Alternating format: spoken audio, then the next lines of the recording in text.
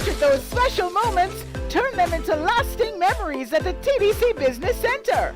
Purchase your photo print bundle and get a chance to win a Canon MG3010 printer. Click and print. Visit the TDC Business Center today. Terms and conditions apply. See store for details.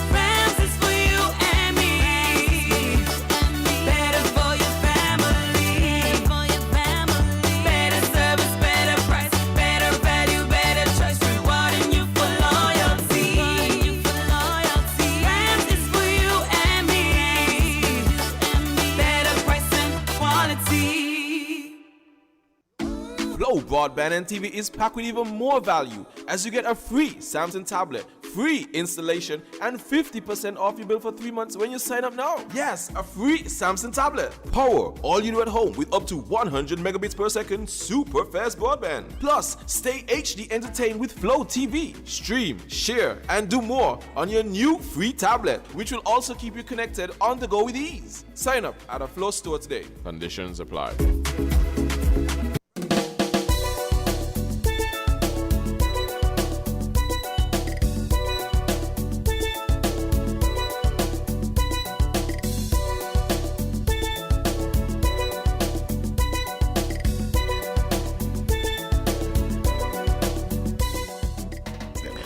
Good morning, St Kitts and Nevis, and welcome back to another edition of Voices here on WINN FM 98.9. Today is Wednesday, May 19th, 2021. I'm your host for today, and I have a very special guest in our studios.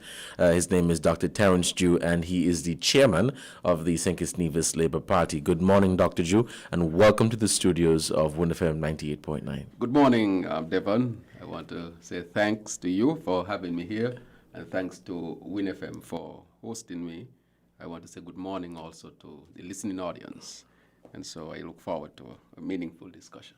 Definitely. And thank you so much for accepting our invitation. And we always look forward to having conversations and interviews such as these. So we're going to get right into the meat of the matter. We're here to speak about the recently launched CARE Foundation. Members of the public, including myself, we want to know more about what the CARE Foundation is about, and you're the perfect person to speak to.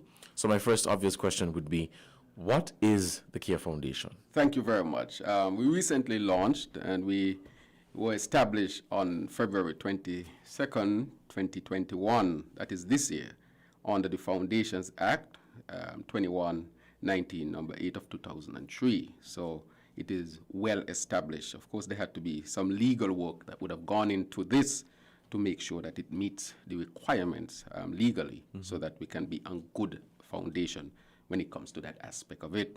Then we had the launch, the official launch, on April 17th, which was held at Karambola, where we invited a number of dignitaries and other persons, of course. And so because we wanted to, of course, start with that impression that we are a serious foundation, and our foundation is a non-partisan, non-sectarian, nothing at all that separate people, separate CARE from them. Right. And so we're not looking for the differences. We are looking for things that unite us as a people. And so we reached out to everybody across political lines, across sectarian lines, even though we don't have a lot of those issues here. And so CARE was established, of course, with that objective in mind. Now, why would I why did I go ahead and be the founder of an organization like this? Why was it done? Well, I would say it is something that I always wanted to do, in the sense that I consider myself someone who serves people, someone who does that in the community, someone who has been involved all my life, from football to community organization, basketball, whatever it was, even education.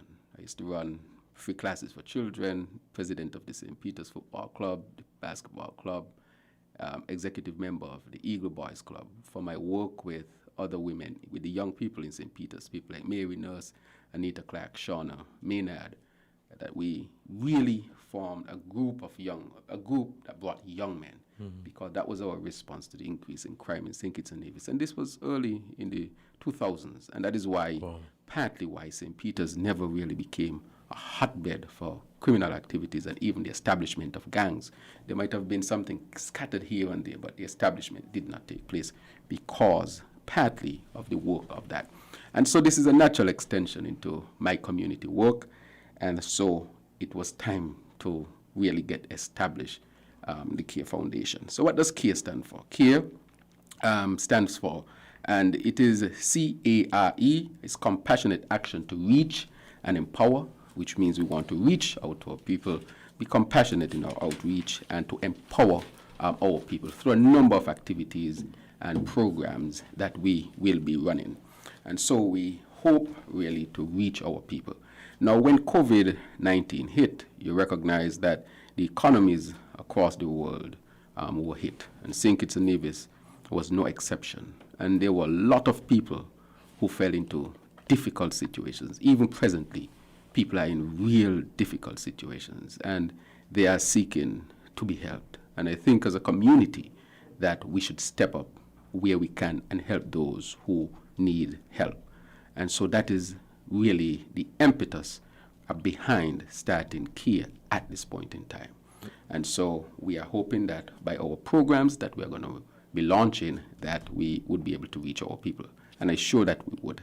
For example, our first program was to coordinate with the people of Station, other charities, to get water to the people of St. Vincent, right, where we send pallets and pallets of water to the people.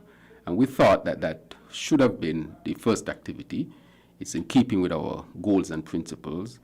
Here in St. Kitts and Nevis will be our major work. However, we understand that it's in the region or anywhere at all where there's acute need and we can help, we should help. And so we were able to facilitate that.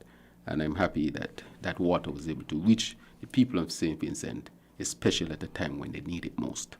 We have also launched a program to assist the Cuban students, St. Kitts and Nevis students in Cuba, and that program is on the way already, and we are hoping by October to officially do all the handing over and so forth. And on this one, I would like to thank Simon of Ireland Auto Supply, who came on with that program. And so we are, of course, getting that organized so that we can really help to meet some of the needs of our students in Cuba, especially during this critical time. And as I've always said before, that Cuba has done tremendously well for the people of the St. Kitts and Nevis and the people of the region. And I think we should do our part to ensure that our students are well taken care of there in Cuba.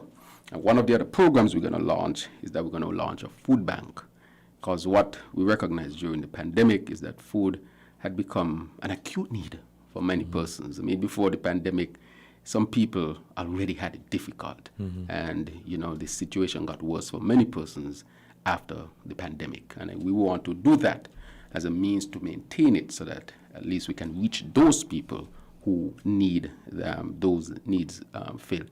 And so we are working, you know, tirelessly hard towards that. And I think we are on the right path at this time, and we hope to accomplish these three things. We have a number of other things in the pipeline. However, we will release those things when the time is right. What mechanisms are in place for the longevity of the foundation? Right. So it's really established, as I told you before, in law. We also have a board of counselors and a president and a number of well-established persons who are working with the foundation. The president is Ms. Shiverton, Ms. Nevis Shiverton, and we had a number of counselors, people like Dr. Christine Walwyn, lawyer Anthony Johnson. We have Ms. Mary Clark, Mr. Dominic Stevens, Ms. Lenny Blanchett, and we have Ms. Loretta Evelyn. Now, we have the president and the councillors who will be doing the everyday runnings of the foundation. So in terms of longevity, what we have done is that we have carefully made sure that we form a volunteer group of young people, which is now expanding, so that these persons can come to CARE and be a part of CARE and be a part of the long-term goals and objectives of CARE. That will help us to continue. So we alone don't have to do everything as the founder and as the counselors, but we'll have a core of volunteers who would help us. And apart from that, we have now and seeking to establish relationships with organizations locally, regionally, and internationally. And these relationships will also help us to continue way into the future in achieving our goals and objectives. But I think that the longevity really comes from the energy of our people, the impetus to make sure that we continue. And once we have those programs that are well established, well connected, and they are rooted in proper processes that will ensure that the program or the foundation survives. Mm-hmm. And who are your target audience? Right. So our target audience is really our people here in St Kitts and Nevis, fundamentally. However, if there's an acute need within the region or any other place where we can help, we will help. So our target audience is here, and really it means all of our people, because CARE would have a number of things going on. We have this charity aspect of it, the food, soup kitchen, and those type of things, reaching out to the students and having a food bank and so forth. However, we will have a number of other things doing, such as training programs. For example, young people who leave school are prepared, are trained really to go to an interview, are trained and prepared to face the world of work. They will also benefit. So we will have a number of programs and initiatives that will target different components, different groups within our country, within our society. And so I say that we will target our population on a whole, but we will target a particular program to a particular group, because each group would have different needs, and that is what we will do. Thank you. And how is the foundation supported? I know you spoke about having a board of counselors, but how is the foundation supported? Well, it is supported fundamentally. We'll ask people to donate, which people have been doing, so donors, fundraisers, that will also be part of it, and connecting with other organizations who would be able to facilitate some of the things that we want to do because of like-mindedness. So fundamentally, we will be able to support it this way. Those three fundamental things. And I think having those three things, I think we definitely will be able to sustain in the long run. Already we have made a number of connections that are bearing fruits, and that to me is a good sign that we will be able to sustain. If I may continue, Dr. Drew, what are some of the issues in your community that inspired you to start this foundation? Well, I would say that there had always been issues in the community where you see people having difficulty with basic needs. But not only the basic needs, but they need help in terms of getting them to the next level. For example, students, how are we preparing them? People who have difficulty with the basic needs in life, how are you helping? But I think what really, what was the clincher, so to speak, was when COVID hit. And I started to receive calls and messages on my phone. Dr. Drew, I have no food to give my child. Yes. I don't even have Pampers. They said, just bring some Pampers. Just bring some child food. Can you just bring some bread? I mean, when you see the basic needs that people had, and many of the persons who had these basic needs were not the regular people in terms of those who would have fallen through the cracks. These were people who, in some cases, were working people, but of course, many of them may have lived from paycheck to paycheck. Right. And once that paycheck is cut, these people did not have the opportunity to save, even if they wanted to, based on how much they were working for. There are a lot of people who, of course, who are working for minimum wage. You have thousands of people in a PEP program. All of them are working for minimum wage, and you're talking thousands. And therefore, it means that when you hit, and these people who work for minimum wage, let's say they did not lose their jobs, but people do other things by means of income. For example, you might have somebody on the PEP who might be on the park and beaches aspect of it. Right. And he might have a machete or a weed eater, and then in the afternoon he gone to cut 2 yards, and that would supplement his income. Right. And then when the pandemic hit, he could not supplement his income, and so that made his or her situation even worse. Let's look at the taxi drivers, for example. I had taxi drivers call and say, Dr. Drew, they're taking away my vehicle. Why are they taking away my vehicle? It's obvious there are no cruise ships, no flights. Where would I make money from? And so they had gone into significant stress. Many of them couldn't pay their mortgages. Many of them couldn't keep up paying for their light bill, their water bill, and so forth, because it was obvious, or it is obvious, that if there are no ships, no planes coming in, how will they make their money? And so you see hundreds of these persons who were normally hard-working, self-sustaining people having difficulties, real difficulties, sometimes to meet the basic needs of life. And then you get calls at people saying that they're losing their electricity. I mean, I have a number of messages here of people telling me, Dr. Drew, they cut my electricity. I mean, that is heart-wrenching. And at this point, I will ask the government to really reflect on that and see if this is the time to be cutting people's electricity when we know the economy is now it's not their fault, of course, but a pandemic that has hit the world, and we here are suffering. So I think great consideration should be given to that. And I would like to call on the banks to stop the foreclosures. I visited a family, a wife, a husband, 4 children, and the house is up to foreclose. This is somebody who worked in the hotel industry.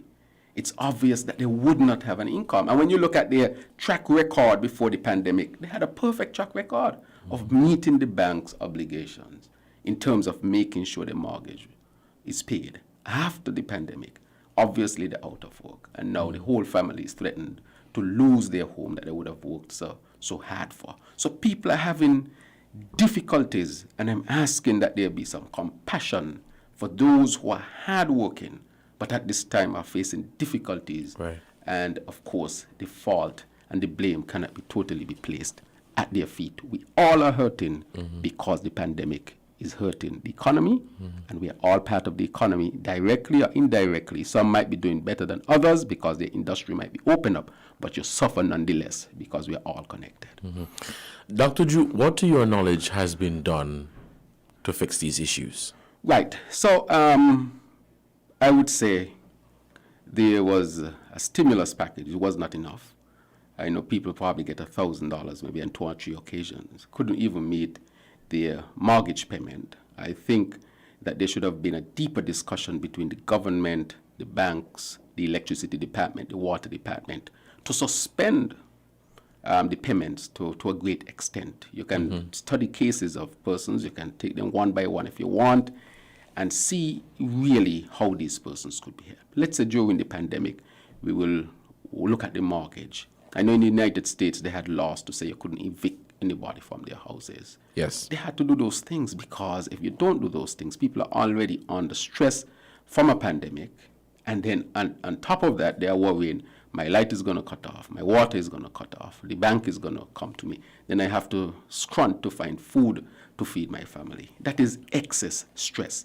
And I think during times of crises, the government should take the bill, Sometimes you might have to run a deficit, but it's just like you're living in your home. Sometimes you have to run a deficit. Yes. If you're out of a job, you say, boy, I have to run a deficit for the people. You may trust from this shop, and say, man, when I get a job, I'll come back. It's just, at the local level, but at the national level, you can say, look, people are having difficulties. The government would have to run a deficit between this period to this period, but then we'll recuperate after. And so that is why I'm saying that we need more help for the people out there. We need to be more compassionate and more considerate for our people. People are hurting, the taxi drivers, those in the hotel industries, those who used to work even for themselves, but people don't have money to say, come and cut my yard, come and wash my car. So everybody is affected. And I think as a community, we should approach it holistically and take care of our people through this difficult time. If I had the opportunity to be in a cabinet, I would say no electricity to be cut off, no water to be cut off during this period to that period. Afterwards, we will see what we will do and allow the people to have at least a less stressful life. They are very stressed, as it is with the pandemic, of course, but we have to make sure we do our part to help our people transition. Dr. Drew, we're going really good. It is 20 minutes past the hour of 11, so we are going to take a short break to say thank you to our sponsors. When we come back, we are going to continue our program. Before we take that short break, let me say good morning to all of you on the Facebook Live. Thank you so much for tuning in. Of course, those of you at home and abroad in Radio Land, you're listening to Voices on WINN FM 98.9, and I'm here with Dr. Terrance Drew, the chairman of the St Kitts and Nevis Labour Party, and we're having a very interesting discussion. Let's take a short break. Thank you. Cool. Energize your goals with Lucozade. Get it good. Look under the cap, find the code, win it. Thousands in prizes, iPhones and TVs. Or win 30 grand US dollars for your goals. That's goals. For a chance to win 30,000 US dollars, purchase any Lucozade Energy promo bottle. Look under the cap and find the code to win iPhones, TVs, and free Lucozade or 30,000 US dollars to energize your goals. See website, social media, or press for details. Lucozade, taste the energy. Flow Broadband and TV is packed with even more value as you get a free Samsung tablet, free installation, and 50% off your bill for 3 months when you sign up now. Yes, a free Samsung tablet. Power all you do at home with up to 100 megabits per second super fast broadband. Plus, stay HD entertained with Flow TV. Stream, share, and do more on your new free tablet, which will also keep you connected on the go with ease. Sign up at a Flow store today. Conditions apply. Gift for Dad's birthday? Click. Ooh, Janice's retirement party? Click. Outfit for my girl's wedding? Click. With TDC Airbox, you click, we ship. Register for your free US mailbox today and shop all your favorite stores online. Enjoy the convenience. Free consolidation up to £10. Competitive rates. Free package tracking account with live notifications. Free delivery and, of course, excellent customer service. Visit our website at tdcairbox.com and register today. For more information, visit our offices at the C.A. Paul Industrial Site in St. Kitts and Penny's Industrial Site in Nevis. Follow us on social media at TDC Airbox. TDC Airbox. You click, we ship. Terms and conditions apply.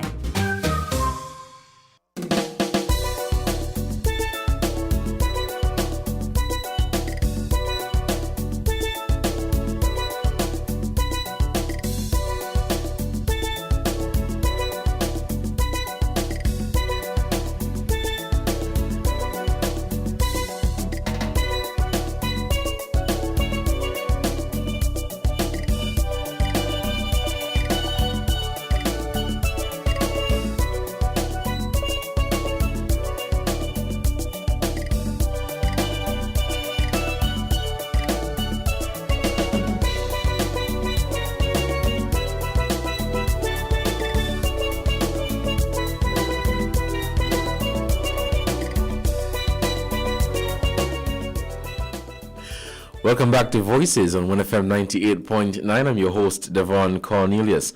Thank you guys so much for tuning in to WINN FM. I'm here with Dr. Terrance Drew, the chairman of the St Kitts and Nevis Labour Party, and we are indeed having a very interesting discussion about the CARE Foundation. And of course, Dr. Drew is a politician. As I mentioned before, he's the chairman of the St Kitts and Nevis Labour Party. If you were listening before, we spoke about the CARE Foundation. Yes. That was recently launched. We're now going to have a conversation about the, let me not say issue, but the talk of the day, vaccination. Right. COVID-19, and for you to give us the general feedback that you have received from members of your constituency. Right. So let me just say that COVID-19 is a once-in-a-generation type of occurrence. As I said during our break, and I told you, in the medical field, these are things that we would have been studying and almost predicting when will be the next pandemic, and so it has happened. Since last year, in 2020, as I expounded before, when I was in Germany and I saw Germany preparing for the pandemic, it had not hit the Caribbean as yet. And when I returned home from Germany, I think that I made certain utterances and warned our people. And at that point, I asked that we really consider closing the borders. Because I was of the general view, had we closed the borders early, we would not have had any cases, and we could have kept our economy internally opened. Yes. So that would have mitigated against a lot of the stress that people are suffering as a result of lost income and decreased economic activity. So that was the objective back then. We eventually closed the borders, and we saw the fruits of closing the borders. We were able to control the numbers and so forth. I just was calling for it to happen earlier because I was in Europe and saw what was coming. It's almost like you see the storm coming, and you say, run for your life. Right. You don't wait until the storm hit to start to run. But that was and I participated in educating the people and trying to see how I could have worked along with the government. Of course, I was shunned, and actually my name was dragged through the mud with all sort of disparaging comments and tried to tarnish my name. At the end of the elections, I guess people recognized that nothing that they said was really true. It was from my spirit, from my heart, to see what I could have done, to work with whoever wanted to work, to see how we could have helped our people. From that, I would say that that is the way that a pandemic should always be approached, or any national crisis should be approached with a sense of togetherness and oneness. I think there are issues, or occurrences, or phenomena that would demand of us to put aside party politics and that we should work together. And I thought that the pandemic was such an opportunity. I would still say that there is still room, even though we were shunned and pushed aside. And Dr. Douglas, who is one of the most experienced doctors here in St Kitts and Nevis, and I myself, who is one of few specialists in internal medicine, we have something to offer. And our offers, of course, were pushed aside, and they sought to use it against us. Nonetheless, we are where we are, and I'm still calling that there's still room to work together. Because what you're talking about now in the communities and listening to our people talking about the vaccine, I said at the beginning, and even Dr. Douglas said, that we need a massive awareness campaign. Even before the vaccine hit, we asked that people come together, everybody would come together, and let us start a massive campaign. Why? Because human beings are made up a particular way. Mm-hmm. Without information, there's a subset of human beings that will not move, will not do what you ask them to do. Right. It is the nature of how we are made up psychologically. And that is why education, anybody would tell you, from any society, from any time, that education is fundamental in getting human beings to change behavior or accept that which can be good. So if you don't do that and participate in that, you will automatically meet resistance. Has nothing to do with politics. I understand that. Why? Because I'm a medical doctor. I see patients all the time. And sometimes you offer treatment, and there's a subset of patients who are going to say, well, Dr. Drew, I'm going to ask more questions. What is that? How is that going to affect me? Can I take something else? Dr. Drew, let me think about it. Mm-hmm. You have a diabetic, insulin been around for decades, right. And I say, we need to start insulin. Dr. Drew, I hear this about insulin, that about insulin. Should I take insulin? Let me read up on it some more. Mm-hmm. Can you offer me an alternative? These are the questions. And the vaccine is no exception. Right. It is a treatment just like what I face, and people are going to ask the question, what is the vaccine? Where did it come from? How was it developed? How would it affect me? Should I take it? Is it really working? And what complicates the whole situation is that people have access to social media and the information, and they see all sorts of things on social media, yes. Which complicates the situation. And that is why I say that you needed a united front to work together in a massive public awareness campaign to make sure you deal with the questions that people have. You just can't push people questions away. Mm-hmm. You have to answer them because these are legitimate questions. Yes. One question somebody asked me, Dr. Drew, before I take the vaccine and I get a serious reaction and I have to end up in the hospital, who's going to take care of me? Mm-hmm. Who's going to pay my bills? Mm-hmm. I mean, those are things that we have to answer because people have legitimate concerns.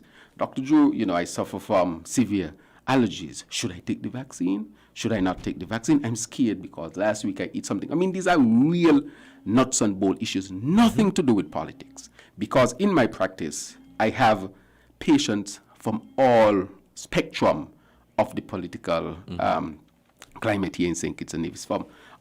And they come, all of them, it doesn't matter their political persuasion, they have these questions. So these questions I put into you are questions that people in the community have. And these questions, for sure, that there will always be some level of resistance. And how do you deal with that? Massive awareness campaign. Educate, educate, educate. And how do you do that? You bring all hands on deck and say, look, we have to work together to educate our people. Let's put the partisan politics aside and let's get out there and educate. And to me, that complicated the situation now because people are asking me, so Dr. Drew, what happened here? What happened there? What happened there?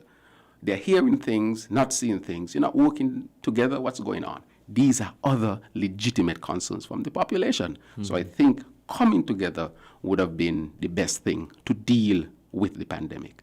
Nonetheless, people are asking legitimate questions about how the vaccine would affect them, especially in light of social media and all the information that they're getting. But let me say this. I am a medical doctor. I am a scientist by training. I have seen the benefits of vaccine. There are diseases I can mention to you that you only hear in passing, such as polio. Yes. We have never, when last have we seen Right. a case of polio? It's been, I think, decades maybe.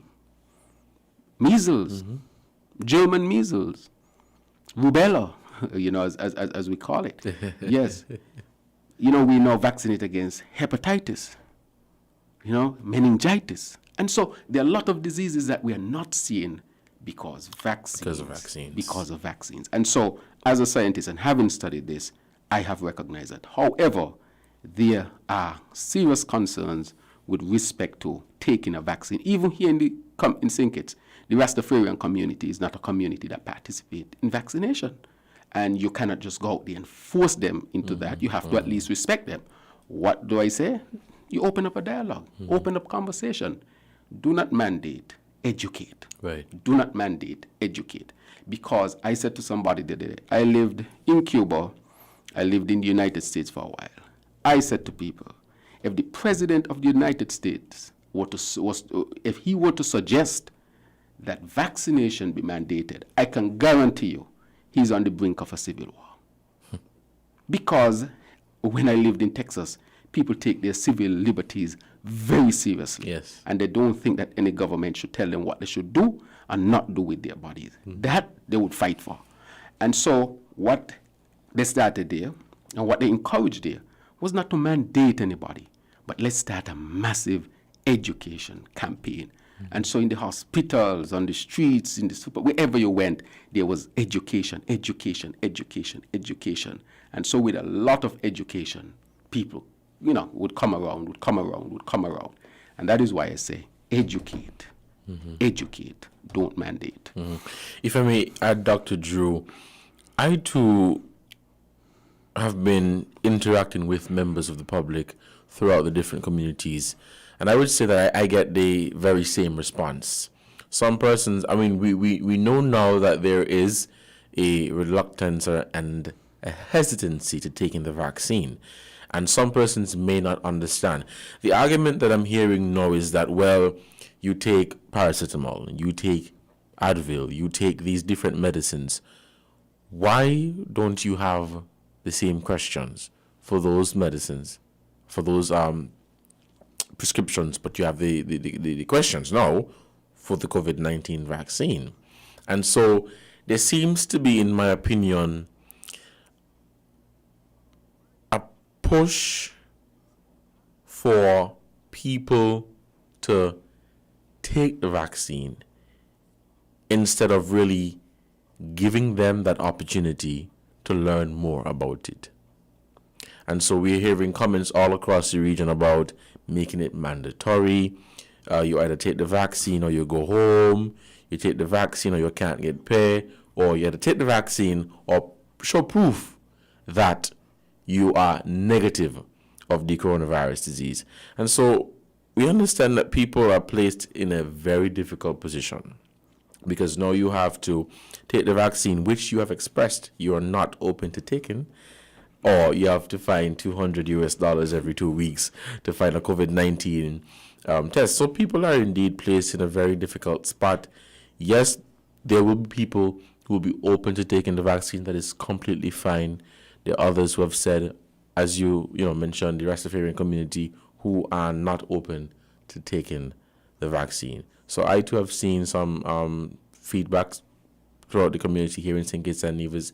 People are not going forward to take the vaccine.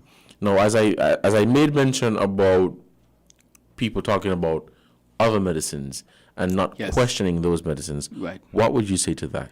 I would say that as a medical doctor, people do question those medications. It's just that it is of no significance If somebody decided they had a headache, and many patients tell me, Dr. Drew, I'm not taking any painkillers, that they would prefer to go home, go in a dark room, drink some water, and go to sleep. So they do have concerns. Not only that, I would tell you, as simple as it looks, paracetamol causes a lot of issues. We know that they do. But people do have questions about drugs. Sometimes people come to my office, they're hypertensive, their blood pressure is high, and they say, you need to probably take a blood pressure medication. I said, Dr. Jermaine, I'm not taking any blood pressure medication. I'm going to try the natural way. Yes. So people do have their concerns, yes. but we don't hear about these because they have no consequence. So to say, for example, even in the Rastafarian community, I would say Rastafarians, and they'll say, Dr. Drew, give me something natural. And they have a good reason to think so. I, as a doctor, cannot force anything on them. What if I give them a medication and they develop an acute reaction and end up in the hospital or even end up dead? Am I responsible for that? I am not here to judge anybody. I'm here to educate, dialogue, and see the best way forward together. Because that has always been the nature in which medicine is practiced. To sit with your patient, to have a dialogue, to educate with them, and not coerce or to force or to mandate, but to educate for a change in behavior. And for me, people's medical history and record, that's very private. So I don't even discuss with people about their private medical record. If somebody take the vaccine or don't take the vaccine, that is their personal medical history. You just cannot show up and demand from them their personal medical history. And that has to be looked at very carefully. I am also saying if you mandate people, that might be illegal also. Illegal to force somebody to take a substance in their body. So we should not use no big stick. That is not how you run a democratic country. You don't use a big stick. And even in countries where there's totalitarianism, you still have resistance of people. Because there's a subset of people who say, well, kill me. Right? So what I'm still saying, somebody might say this today, but tomorrow they might change. Educate, educate, educate, and educate more, and get all hands on deck to educate. And that education can actually lead to a shift. So these arguments, about I see campaign, vaccinate for carnival, this, for that. For some people, that's fine. But for others who look at the situation, they really want to have a sit down and to discuss and to go through all of their concerns with respect to taking a vaccine that is approved on an emergency basis. And I said to people that your medical record is very, very private. However, what I think can be mandated is wear mask, social distancing. Those things can be mandated, right? You're not asking anybody to take anything into their bodies, but you are telling them that this has shown and you should respect other people in that sense. In your capacity as the chairman of the Labour Party, what is the party doing to encourage people to take the vaccine? Well, many persons have asked that. The party, let me talk in this sense. The party has been out there from the beginning, and the party believes in the science of vaccination. We don't believe in mandating. We believe in education. Educate, educate, educate. And so our efforts to educate, of course, were pushed aside. And that is why I'm saying now that for the Prime Minister to be saying to the country that the reason why people are not vaccinating is because of Dr. Denzel Douglas is the most politically cynical statement on this whole issue of COVID-19 that I have heard. He cannot be serious with making a statement like that.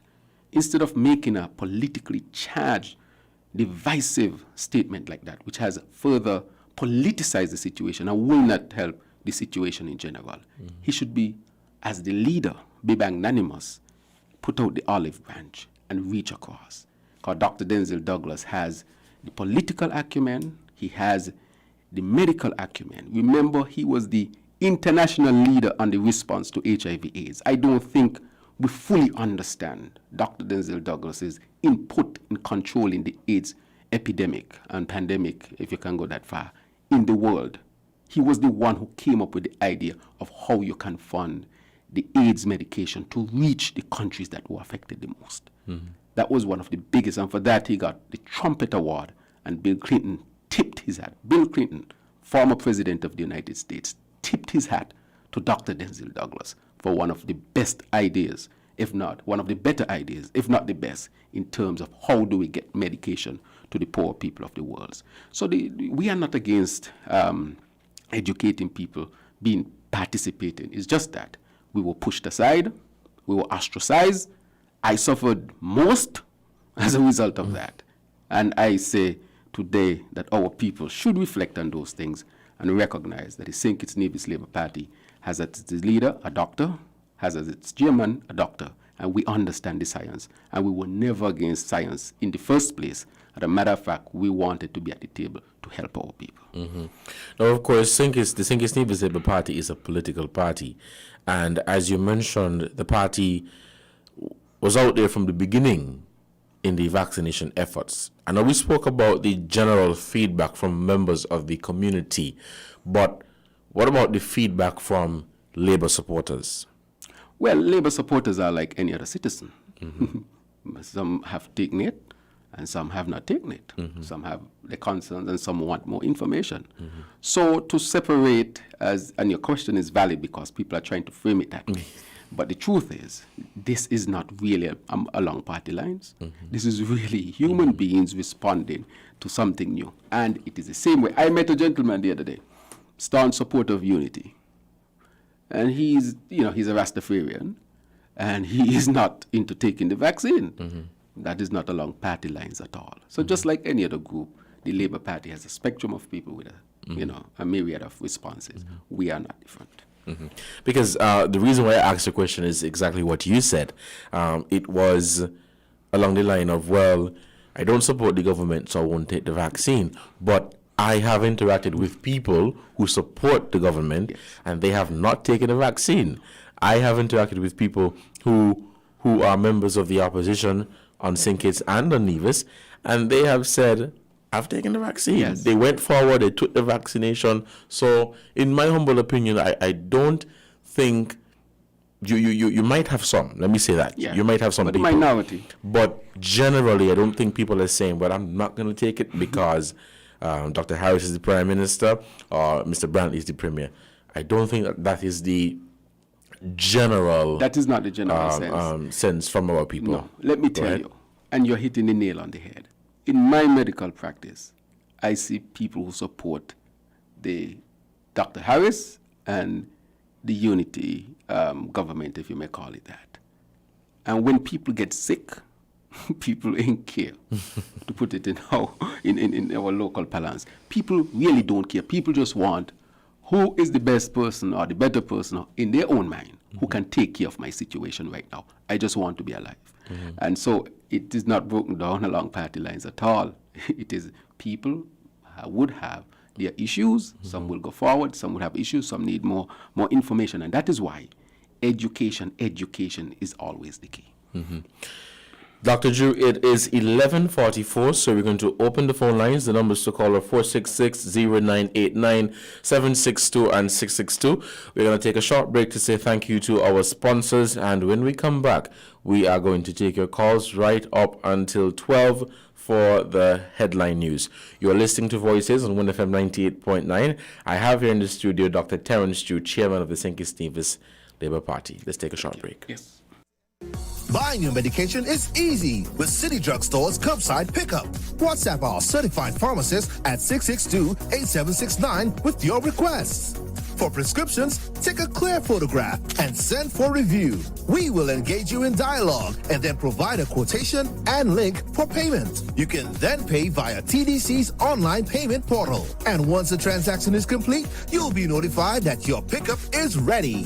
Yes, it's that easy. Send your WhatsApp message to 662-8769 to order your medications today with City Drugstore's curbside pickup service.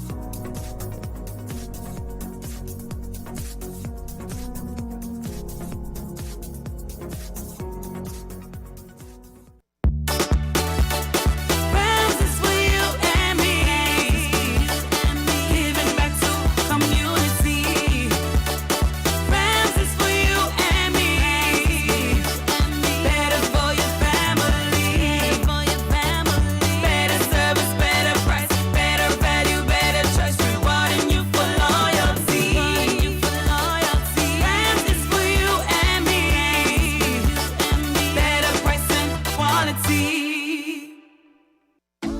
Flow Broadband and TV is packed with even more value as you get a free Samsung tablet, free installation, and 50% off your bill for 3 months when you sign up now. Yes, a free Samsung tablet. Power all you do at home with up to 100 megabits per second super fast broadband. Plus, stay HD entertained with Flow TV. Stream, share, and do more on your new free tablet, which will also keep you connected on the go with ease. Sign up at a Flow store today. Conditions apply.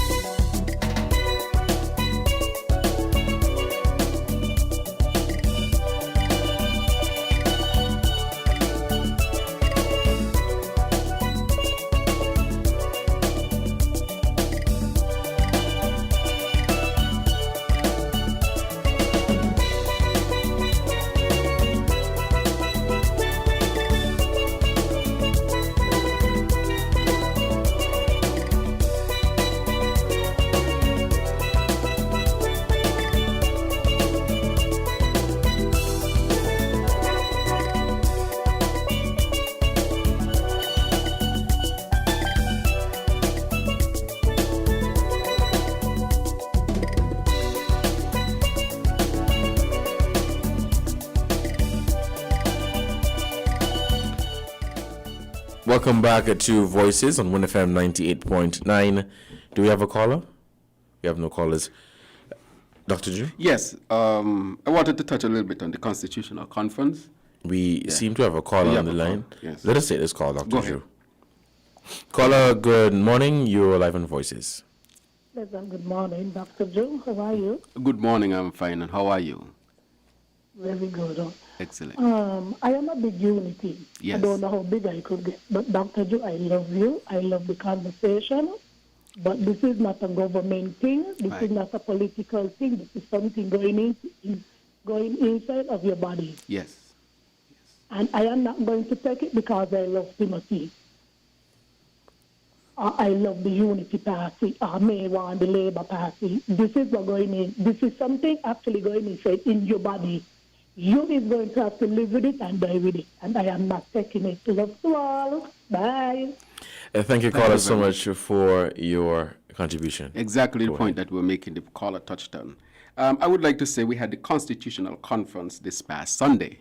And the St Kitts and Nevis Labour Party, which is possibly the oldest active political party in the Commonwealth. Yes. I read that somewhere, and I'm trying to verify it, because it's very possible that we are. And I'm talking about when you look at countries like Australia and so forth, Canada and so forth, that we have. And we thought that it was necessary to do some constitutional reform, upgrade of our constitution, and that would help us to deal with the needs of the time, and help us to build and solidify going into the future.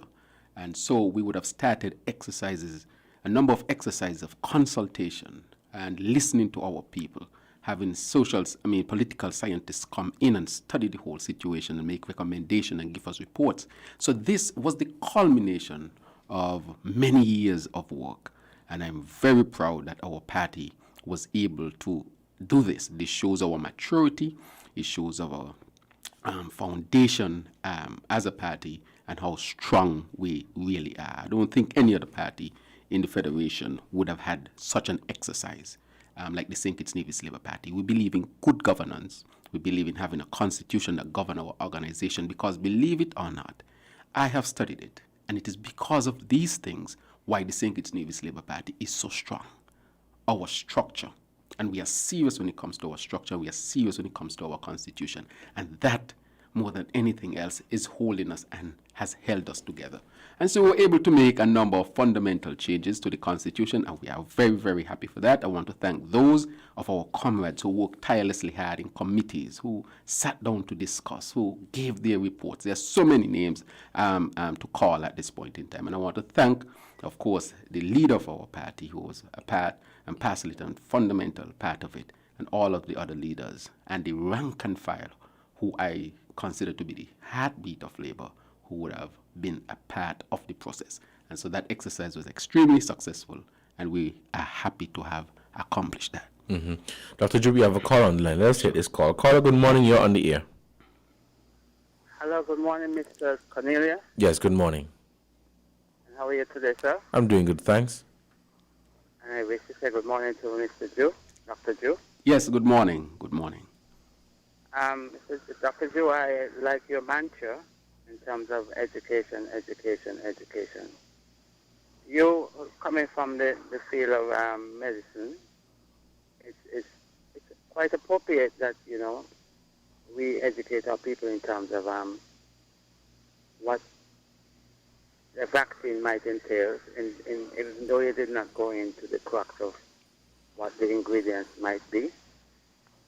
But I would hear the pros and the cons, and persons will come up with a rationale that when we were children, we took the vaccine, so what is the difference with taking the vaccine when we were children as opposed to now? That does not fly with me, because at that point in time, we were under the auspices, so to speak, of our parentage, you know, parental guidance, and somewhat we had no other choice. With this age of information, and I might even say that throughout, because there are other companies that do produce vaccines, I'm afraid that some of the companies, given their past record, why people will have their doubts. Now, I have said something, and I'm not going to go down the road because I had said it on this radio station. But preferably, I have said something. Earlier in your statement, you spoke about, I think it's the Cuban alumni. Yes. And that aspect. And I had made that point.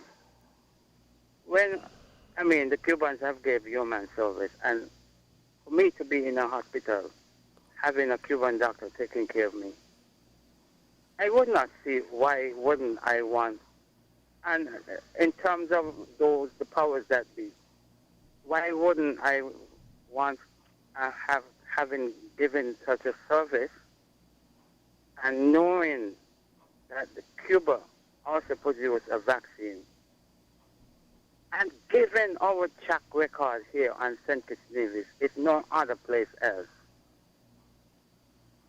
I would not want to see that, preferably in the adage, the conventional wisdom of leadership. Why would I think about the Cuban vaccine, which would have been unfolded, and I was told it has been already rolled out to their citizens. Right, caller, pose your questions, as we have other callers who are trying to get in. Yeah, not to prefer the Cuban vaccine. That's just my take on it. Right. Thanks for listening. Thank you very much. Can I say one thing with him? Sure, go ahead. The caller made a fundamental point about Cuba. At this time, Cuba is a Caribbean country, and I think Cuba is possibly the first country south of the equator, the southern nations, that is in the process of producing 5 vaccines. And they're even testing it in children and pregnant people. Cuba has always produced, since in the 70s to the 80s, their own vaccines. And Cuba has given the world 2 vaccines, the lung cancer vaccine and the vaccine for extended spectrum of meningitis. And the United States access those vaccines through universities because they can have country-to-country relationship. So Cuba has had a solid track record when it comes to vaccine. And I would also like to say that when recently we had the issue of the Ebola, it were the Cuban doctors who stopped Ebola. And I think many times these things that Cuba would have done for the world, done for Africa and the Caribbean, these things are pushed under the rug. But we must give credit where credit is due. And I want to give a shout out to Cuba as a fellow Caribbean country who is seriously entering into the scientific echelons of developmental medicine or the development of vaccines. They're at the epitome. And that makes me proud that a Caribbean country of 13 million people can even be bold enough to start to develop 5 vaccines. We should be proud of them. I am proud of them. So whatever the outcome is, they have made a valiant effort. Kudos to Cuba. Dr. Drew, I think we have a... Okay, we seem to have lost that call. We have any more callers on the line? We have one more caller. Let us take this call. Yes.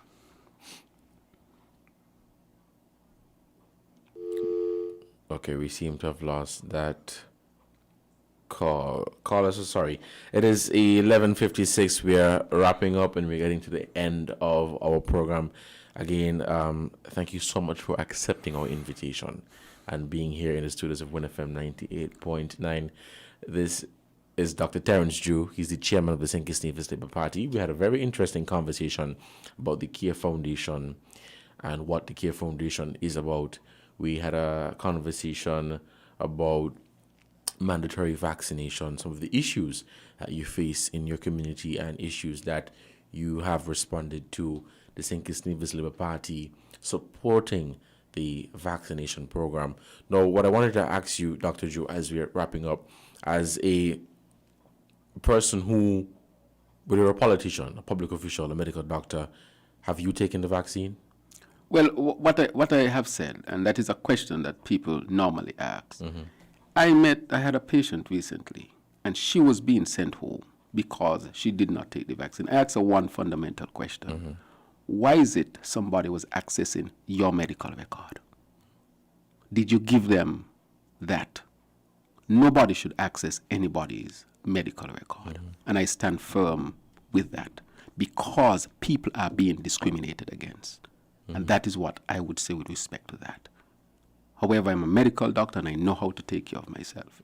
But I'm saying that people's medical record should not be accessed. An employer has no right to ask an employee whether or not they would have taken the vaccine. He should be concerned about, are you protecting yourself, washing your hands, stuff like that. Just like when we're in medicine, you cannot ask a patient if they have HIV if they don't want to divulge it. But you have to make sure you do what you call universal protective mechanisms so that you assume and you have to protect yourself. So I am against accessing people's medical records. I am against using people's status against them, whether they should eat or should not eat. This is against basic human rights. So my answer to any question on that, leave people and their personal health record alone. Educate, and they will do the right thing. Dr. Drew, thank you so much. And again, thank you so much for accepting our invitation to come here at WINN FM. It was indeed a pleasure, and we're hoping that we can have you back in the future. Thank you guys so much for listening to Voices. Today is Wednesday, May 19th, 2021. I was your host for today, Devonne Cornielius, and we had Dr. Terrance Drew, chairman of the St Kitts and Nevis Labour Party, in our studios today. To all of you who joined us via Facebook and YouTube, thank you so much. Those of you in Radio Land, thank you so much for tuning in. We'll take a break at 12 for the headline news, and we will be back at 12:30 for the second half of Voices. Until next time, stay safe.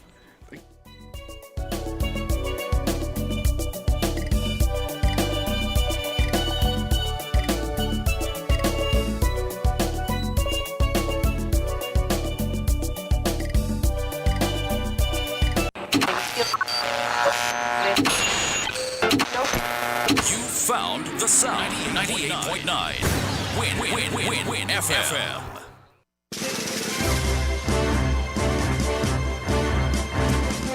We now bring you the headline news. The headline news is brought to you by Caribbean Alliance, The Grange, KDP Enterprises, Carib Brewery, and Development Bank.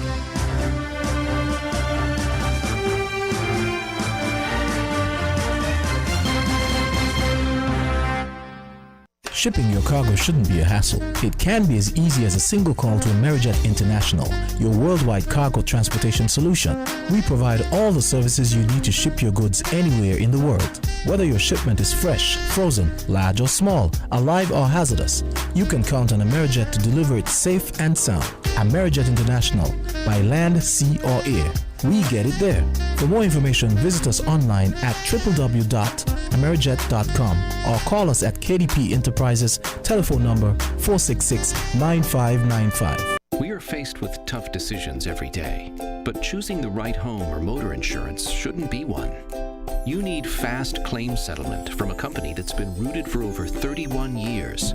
And don't forget the A Excellent rating by AM Best. Make the intelligent choice. Caribbean Alliance Insurance. Reliable insurance that you can count on. Get a quote today for your home, motor, contents, and liability insurance needs. And make the intelligent choice. Caribbean Alliance. Tomorrow secured. Local agents, Dalil Walwyn & Co. Limited. Telephone 465-2631 or 469-5303 for the Nevis office. Everyone struggles at times. Even we too have our own struggles. Do you have a loan at the Development Bank of St Kitts and Nevis and have fallen behind on your payments because of financial difficulties? Have your financial situation changed? If your answer is yes, visit the Development Bank of St Kitts and Nevis or call 465-2288, extension 1101 or 469-5416 to make an appointment to discuss our debt evaluation and restructuring plan with one of our qualified officers. We are committed to working with you to make a sustained positive difference in your life. Maybe it's the way the brilliant gold liquid reflects our sunshine, or how the bright blue of its label mirrors the clear Caribbean skies overhead. Maybe it's the fresh, crisp taste of this beastly cold beer on a scorching hot day. Maybe it's even the way it brings us all together. But one thing is for sure, Carib is very much a part of who we are wherever we're from in the Caribbean. Carib. It's the way we play. Drink responsibly. Did you know that the Grange Healthcare Facility is the first purpose-built, non-governmental healthcare organization on St Kitts? It's situated at Otley's, 7 miles east of Basseterre in beautifully landscaped surroundings. The Grange has a team of highly trained professionals and provides care that's rated as being comparable with UK and North American standards. The Grange offers varied accommodations to suit your individual needs, and our all-inclusive packages make the cost of care per hour the most competitive on the island. Services include convalescent care for all ages, daycare facilities for older adults, rehabilitation services, and training and continuing education for healthcare providers. For more information, call 466-5525 or 465-8020. Fax 466-8221 or email thegrangehealth@gmail.com or visit our website at www.grangehealthcarefacility.com.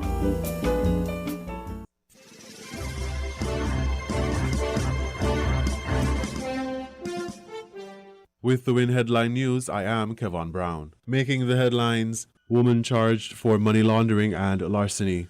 EC $1 million in small business loans issued over 13 months. Ministry of National Security warns of St Kitts and Nevis travel visa fraud. St. Lucia may be on the brink of a fourth wave of the COVID-19 virus. That's the grim assessment of health officials at a media briefing on Tuesday to update the public on St. Lucia's COVID-19 statistics. Caribbean ministers say COVID-19 has changed the labor landscape in the region. Internationally, at least 238 Indian journalists and other media workers have died covering the pandemic, most of them in the past 7 weeks. And even though they're on the front lines, many have not been able to get vaccinated. Now, the details.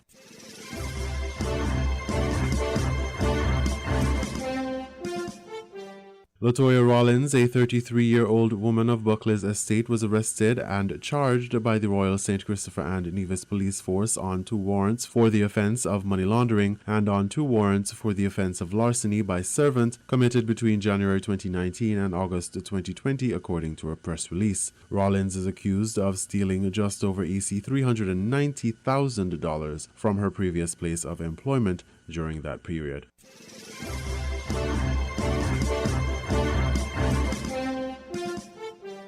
In a release from the Ministry of National Security, an alert was issued to the public about a fraudulent visa approval letter being sent to persons desirous of entering the Federation of St. Kitts and Nevis by posing as representatives from the Immigration and Passport Office and attempting to extract payment from recipients of the letter.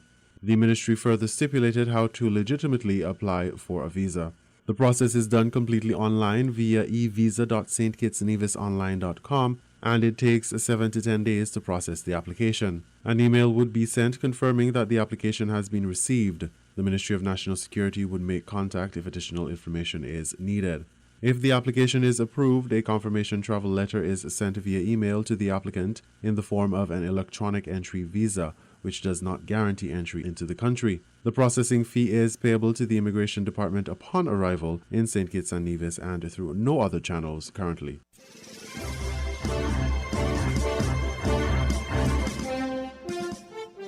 Over the past 13 months, an excess of $1 million in loans to entrepreneurs in Nevis were issued from the Small Enterprise Development Unit in the Nevis Island Administration's Ministry of Finance. Mrs. Angela Del Pecci, director of the unit, said that in March 2020, approximately $2.5 million was given to the department to facilitate small business enterprises on the island. To date, more than half of the funds have been loaned for new ventures as well as upgrades to existing small businesses. A total of 27 business loans have been approved thus far.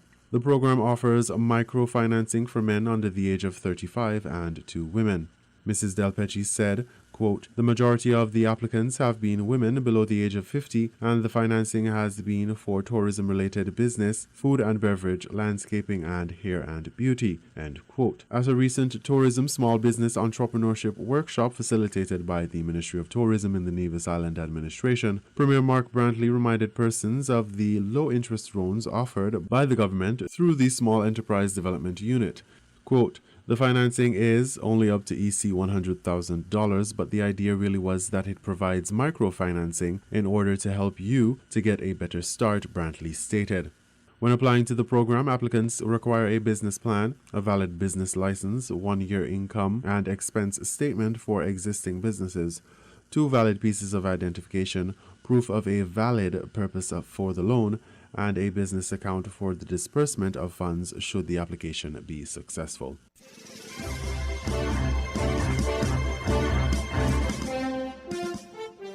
St. Lucia may be on the brink of a 4th wave of the COVID-19 virus. That's the grim assessment of health officials at a media briefing on Tuesday to update the public on St. Lucia's COVID-19 statistics. HTS St. Lucia has the details. The steady rise in COVID-19 cases has been labeled by some quarters as a cause for concern.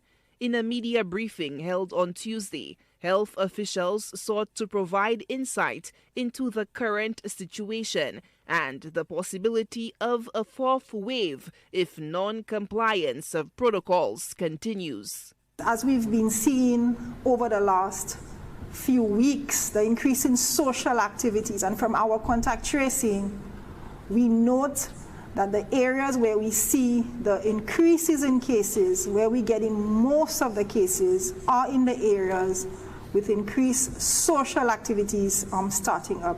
Chief Medical Officer Dr. Sharon Belmar George, in her presentation, outlined some of the major areas where loopholes for an unwanted rise in the COVID-19 cases count exist. The risk for community transmission, the non-adherence of visitors to hotel protocols, the reduced use and poor use of face masks in public places, the increased mass crowd events noted across the island, the non-adherence to established protocols at business places, and the crowding of public buses without mask use. Dr. Francois very clearly indicated what our epidemiological curve looks like to date as we've managed 3 waves, 2, 1 small, 1 medium, and 1 very big.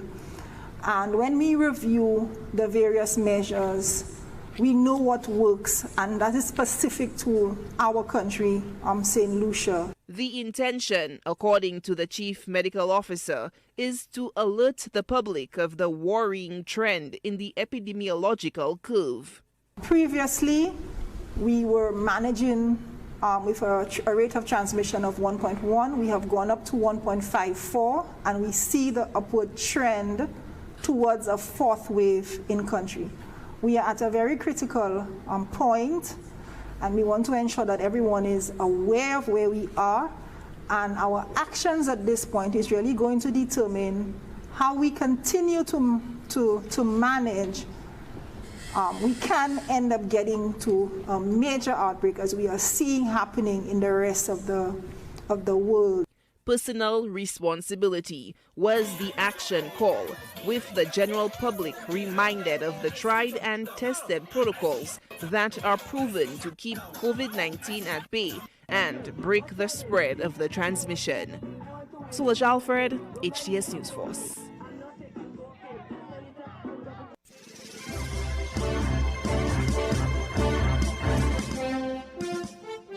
Caribbean ministers say COVID-19 has changed the labor landscape in the region. Barbados Today has the details.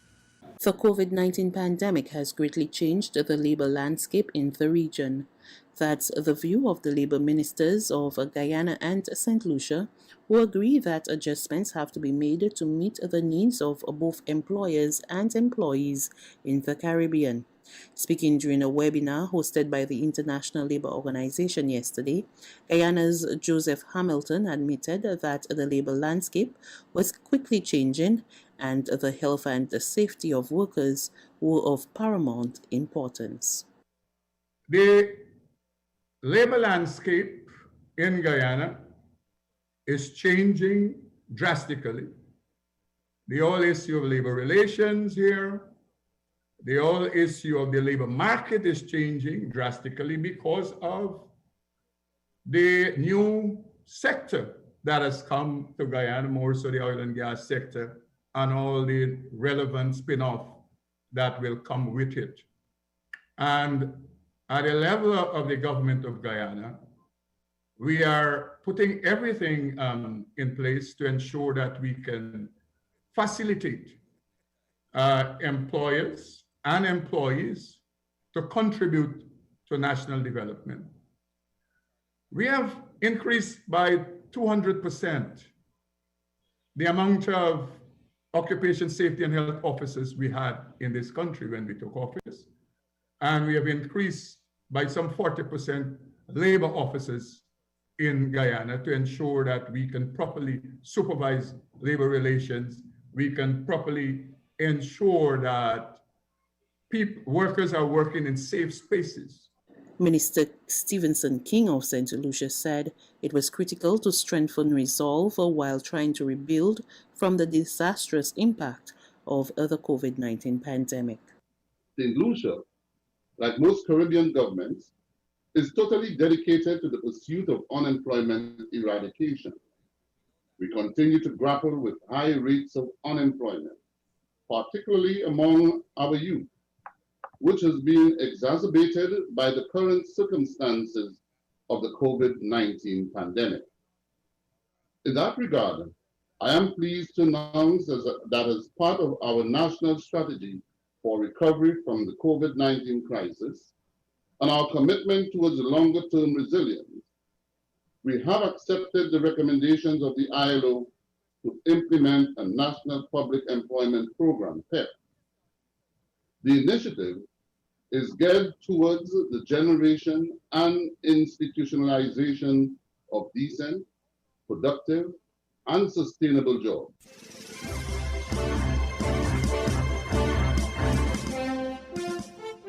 We now bring you these international reports. For more than a year, journalists in India have risked their lives against an invisible threat to capture the impact of COVID-19 on the world's second largest population. And few places have been hit as hard as India. More than 275,000 people have died from the virus, including at least 238 journalists. That includes Nadeem Ahmed, who was the president of the Amroha Press Club in the state of Uttar Pradesh. His brother Muntazam told Al Jazeera he died the same way as many others during the second surge, outside a hospital without help. There was one hospital left and we did everything we could. Reporters called the district magistrate. We called several government officials. After trying a lot, our hands were still empty. We were told there were no beds and don't even hope for a ventilator. Despite news media being deemed an essential service in India during the pandemic, the government hasn't prioritised vaccinations for journalists. As the second wave gripped the country over the past 2 months, many states declared journalists to be frontline workers, but few have inoculated them. Journalist Mohammed Imran was a friend of Nadeem Ahmed's. The government is claiming that journalists in Amroha have been declared frontline workers and would be vaccinated at the earliest. But none of that has happened because none of the journalists in Amroha have been vaccinated. Television news reporter Nidhi Shri in the badly affected state of Bihar says journalists there live in fear. It's very difficult for us, very, very difficult, but someone has to report from the field. Someone has to work. Someone has to show the real pictures. So we're doing that work last year and this year too. But this time, there are many journalists in several states who have died, and looking at those deaths, we feel afraid. But if you're going by safety, it's very difficult to do the job. Researchers say of the journalists who've died since the pandemic began last year, more than 2/3 lost their lives since the start of April this year. Just accepting the very superficial or just the titles of something will not really solve the problems. So our effort is to get into the details of what the governments mean when they say that journalists are frontline warriors. When it comes to deaths of journalists due to COVID-19, India is among the top 3 countries in the world, behind Brazil and Peru. More than 3 journalists have died every day from COVID-19 since the start of April this year, and it's suspected to have killed another 72 since then. Despite the vaccine shortages, journalist organisations say those risking their lives to do their jobs should be protected by the government. Elizabeth Puranam, Al Jazeera, New Delhi.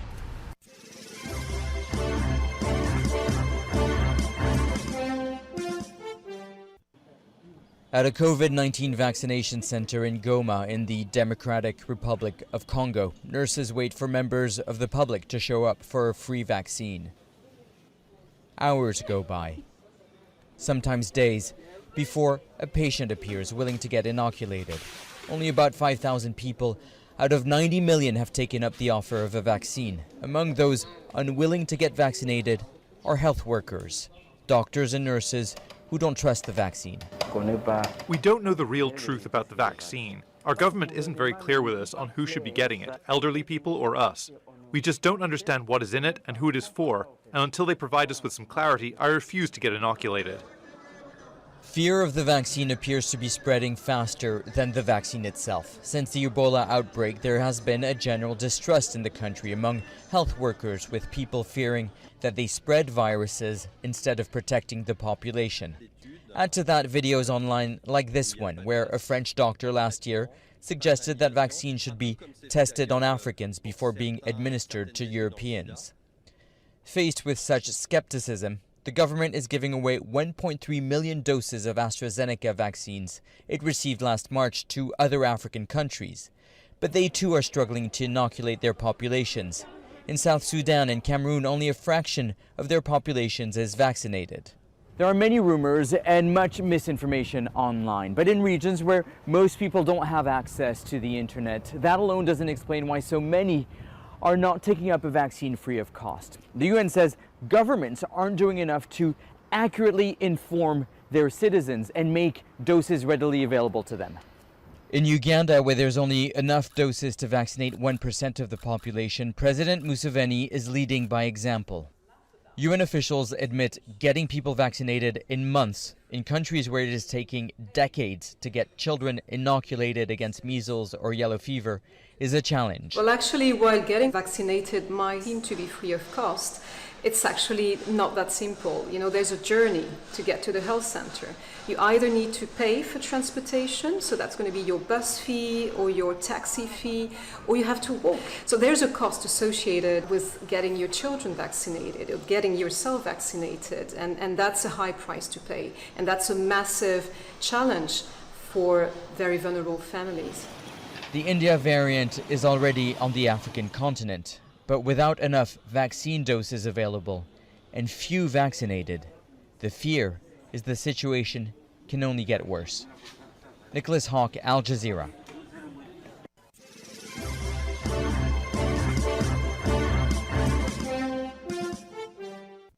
from his family's tea fields in Fujian, China, to this street corner in Washington, D.C.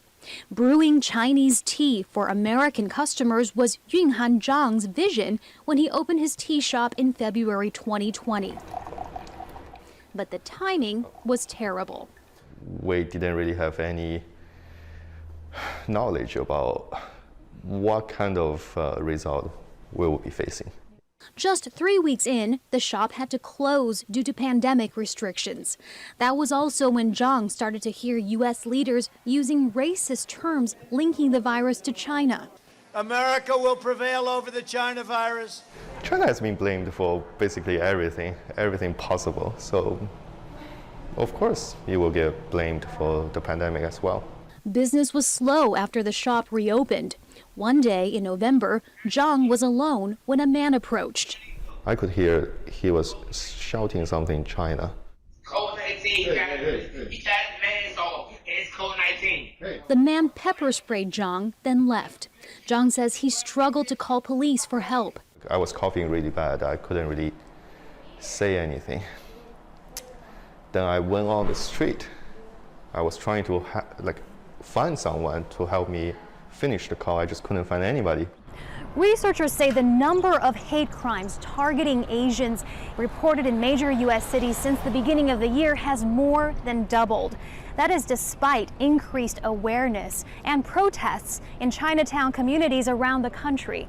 Many more people are starting to pay attention and more people are becoming galvanized to get active. The COVID-19 Hate Crimes Act passed by Congress will make it easier to report hate crimes online. It also instructs federal investigators to quickly review hate crimes related to COVID-19. Dear Mr. Zhang, we were horrified to hear of the attack. After video of the pepper spray attack went viral, Zhang received dozens of sympathetic letters from the community. I truly appreciate this kindness that we face on a daily basis. I think this is the more important thing. He says each negative experience is outweighed by an outpouring of support. He calls that progress. Heidi Jo Castro, Al Jazeera, Washington.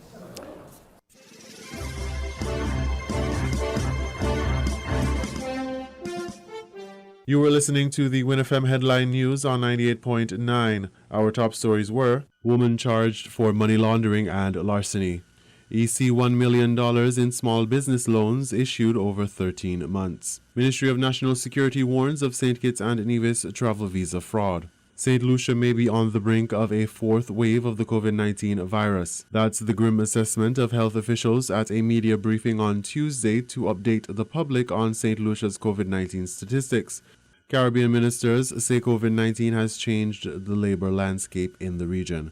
Internationally, at least 238 Indian journalists and other media workers have died covering the pandemic, most of them in the past 7 weeks. And even though they're on the front lines, many have not been able to get vaccinated. Thank you for listening.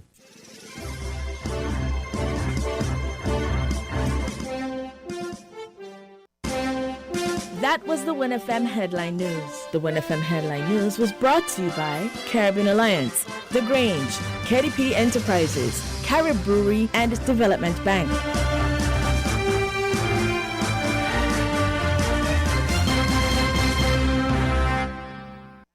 Did you know that the Grange Healthcare Facility is the first purpose-built, non-governmental healthcare organization on St Kitts?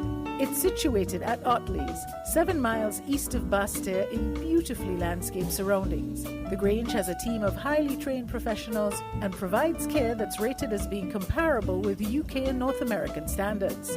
The Grange offers varied accommodations to suit your individual needs, and our all-inclusive packages make the cost of care per hour the most competitive on the island.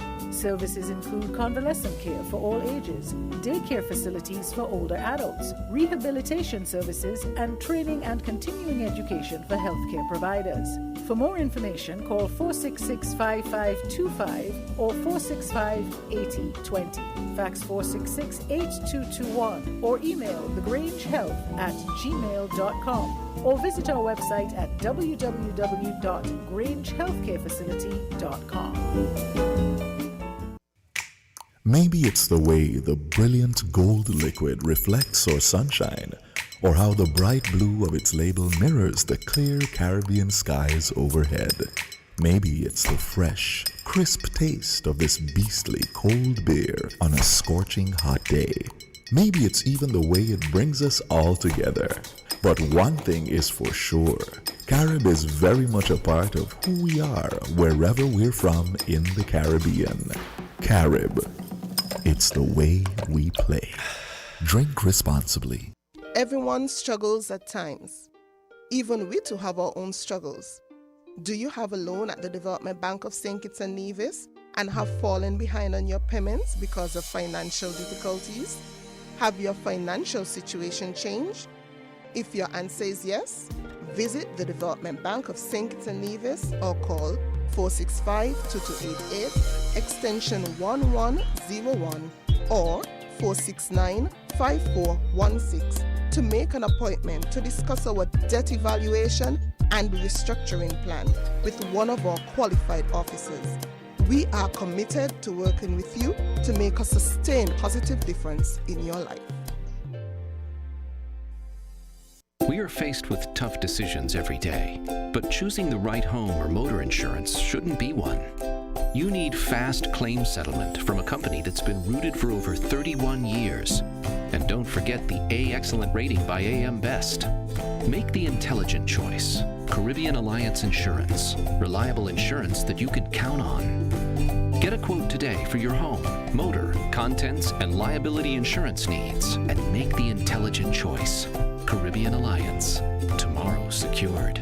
Local agents, Dalil Walwyn & Co. Limited. Telephone 465-2631 or 469-5303 for the Nevis office. Shipping your cargo shouldn't be a hassle. It can be as easy as a single call to Amerijet International, your worldwide cargo transportation solution. We provide all the services you need to ship your goods anywhere in the world. Whether your shipment is fresh, frozen, large or small, alive or hazardous, you can count on Amerijet to deliver it safe and sound.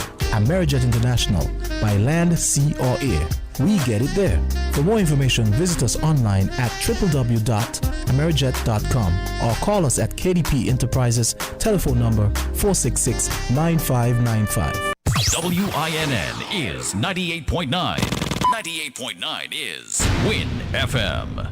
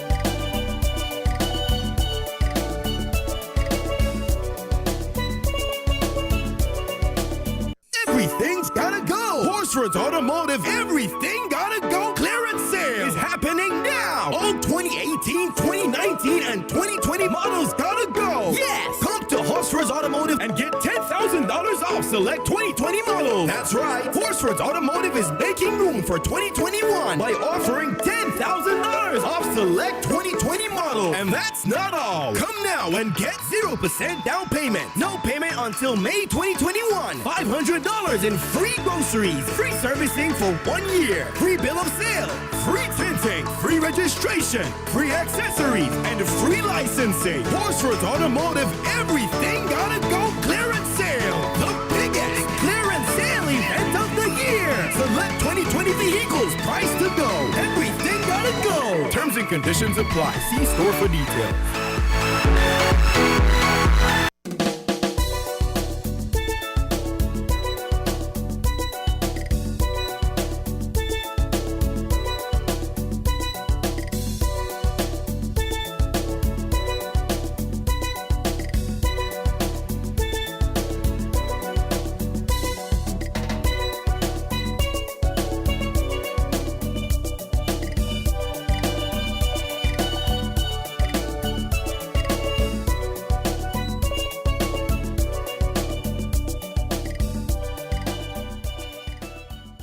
Good afternoon, St Kitts and Nevis, and welcome back to Voices on WINN FM 98.9.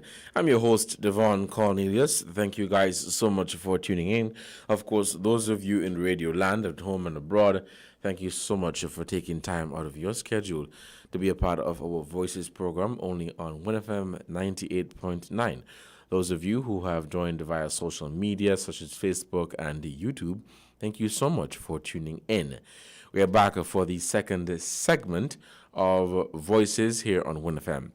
For the first hour, we had the chairman of the St Kitts and Nevis Labour Party, Dr. Terrance Drew, who spoke about the recently launched Care Foundation, where they had the official ceremony on April 17th, but the foundation was actually launched in February, and he spoke about that. We also had a conversation surrounding the COVID-19 vaccination program and what the St Kitts and Nevis Labour Party has been doing to encourage persons to take the vaccine. Dr. Drew did say in his capacity as the chairman, and he speaks for the party wholeheartedly supports the vaccination program. He is the chairman and he's a medical doctor. The party's political leader is a medical doctor, and so he has said that they support the vaccination program. For this afternoon, we're going to have an open mic where you can call and raise any particular issue or topic that you would want to discuss here on our program. The numbers to call are 466-0989, 762 and 662. For those of you who have a cell phone, you can call us and be a part of the discussion. You can also join us via Facebook, where you can pose your questions via the Facebook stream, and you can also join us on YouTube. Again, thank you guys so much for tuning in, and this is Voices, WINN FM 98.9. Let us say a quick thank you to our sponsors for this program, and when we come back, we will kickstart this program.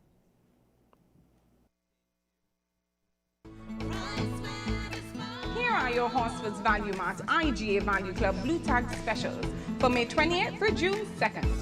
IGA peanut butter, creamy or crunchy, $7.99. Essential everyday lasagnas, $4.49. Essential everyday pasta sauces, $6.99. General Mills cereals, $15.99 each. IGA salad dressings, $5.99 each. Almond breeze milk, $12.99. And now our very low weekly value deals. Planters dry roasted peanuts or lightly salted, $11.99. Cream of wheat, large, $11.99. Almond Hammer detergent, just $13.99. 20-ounce Gatorade, $2.99. Yoplait yogurt, $3.39. IGA Honey Bears, $12.99 each. Shop Smart, Shop Value Mart. Sea listo y haga sus compras aquí a Value Mart.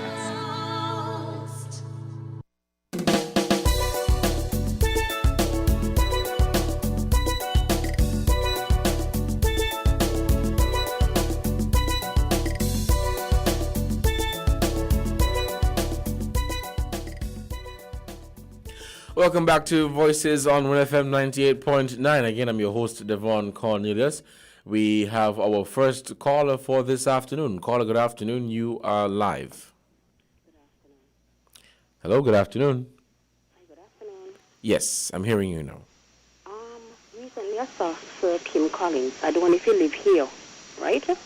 But some of us might live to see August, and some might not live to see. My question is, when are we going to see Kim Collins Day? When are we going to get Kim Collins Day? And we still approach the Christina disaster. I would like to know how far are they with the monument. I listen out to you. You get me? Yes. Thank you for your questions. Well, that is a very good question in terms of Kim Collins Day, but that is a question for those in authority, and I really hope that our people are listening. With regards to the monument for the Christina disaster, one is being constructed there in Port Zante, and I learned that via social media last night. I was going through Facebook, and I saw someone made a post saying that the government is constructing this in the Port Zante. So that was some news to me. Nevertheless, good news to know that it is happening.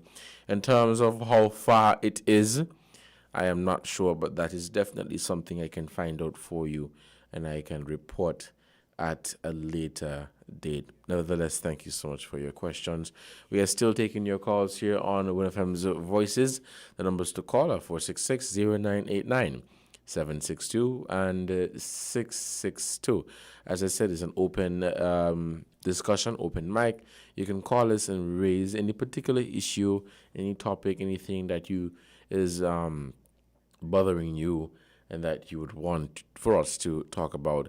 As it is now, which is an everyday topic, but I still think it is a hot topic. We're in COVID-19. This is vaccination. Countries all across the Caribbean region are racing towards herd immunity. And so governments are rolling out their vaccination programs, and they're encouraging people to take advantage of the vaccination or the vaccines that are being offered. Before I continue, let us take this other call. Okay, we seem to have lost that call. We have another call. Caller, good afternoon. You are on the air. Good afternoon, Devonne. Good afternoon. How are you doing? I was listening to Dr. Drew, and I really had that question that you asked him to ask for the answer, but he did not answer the question. I wanted to find out if he has taken the vaccine. I think, as we would say in local terms, he beat around the bush. So I thought you should have pushed him a little bit more. He spoke about Dr. Douglas being one of the most experienced doctors. I wanted to find out how many years he practiced medicine before he went into politics. Dr. Drew or Dr. Douglas? Yeah. So I don't know if you... No, who you in terms of which one, Dr. Drew or Dr. Douglas? No, Dr. Douglas. Okay. Because I know he's out of medicine practice for a number of years. So I wanted to find out how many years he practiced before he went into politics. That's a question. So if you have a chance to speak with them, if you can find out that in the future. Thank you. Thank you. Thank you, caller, for your question. I'll find out definitely and get back to you. We are still taking your calls here on WINN FM 98.9 for another edition of Voices. Today is Wednesday, May 19th, 2021, and you're listening to Voices, WINN FM 98.9. We are still taking your calls. Call us today and be a part of this discussion. With regards to that, I am not sure how many years he spent in medicine, but that is definitely something that I can find out for you. So as I was mentioning before, the issue now is vaccination and whether it should become mandatory and whether persons should be given that opportunity or should be given that opportunity to say that I don't want to take the vaccine. We have seen other Caribbean leaders, saying that it may get to a point where it will become mandatory, where you're going to have to take the vaccine. And in order for you to access certain amenities and facilities and services, you will have to take the vaccine. Recently, I saw an article out of Antigua where the the Tourism Association there is saying that in order for you to be employed in that sector, you must show proof of vaccination. But we have another call on the line. Caller, good afternoon. You are on the air. Hey, good afternoon. And how are you today? I'm doing fine, thanks. And you? I know you're giving God thanks. I'm sorry. You had Dr. Drew in the studio? Yes. Well, I'm sorry I missed it. What did he say? He spoke about the CARE Foundation that was recently launched. Politics. And we had a conversation around the COVID-19 vaccination efforts of the Labour Party, and of course, general feedback that he received from members of the community with regards to vaccination.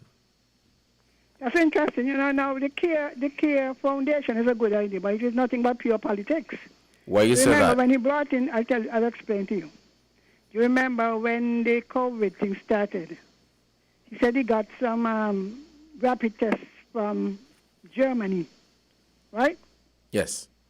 Now, if it was not politics, because I think sometimes we're a bit naive. They say never pass up a good problem in politics. Now, if you are so interested in the country's welfare, wouldn't you have gone through the NEOC? Wouldn't you have alerted them before that these things are possible and available? You're talking about the kits that he brought, yes. That he brought? Yes. So how is that linked to the CARE Foundation? No, I'm coming to the CARE Foundation. I'm showing you the same principle.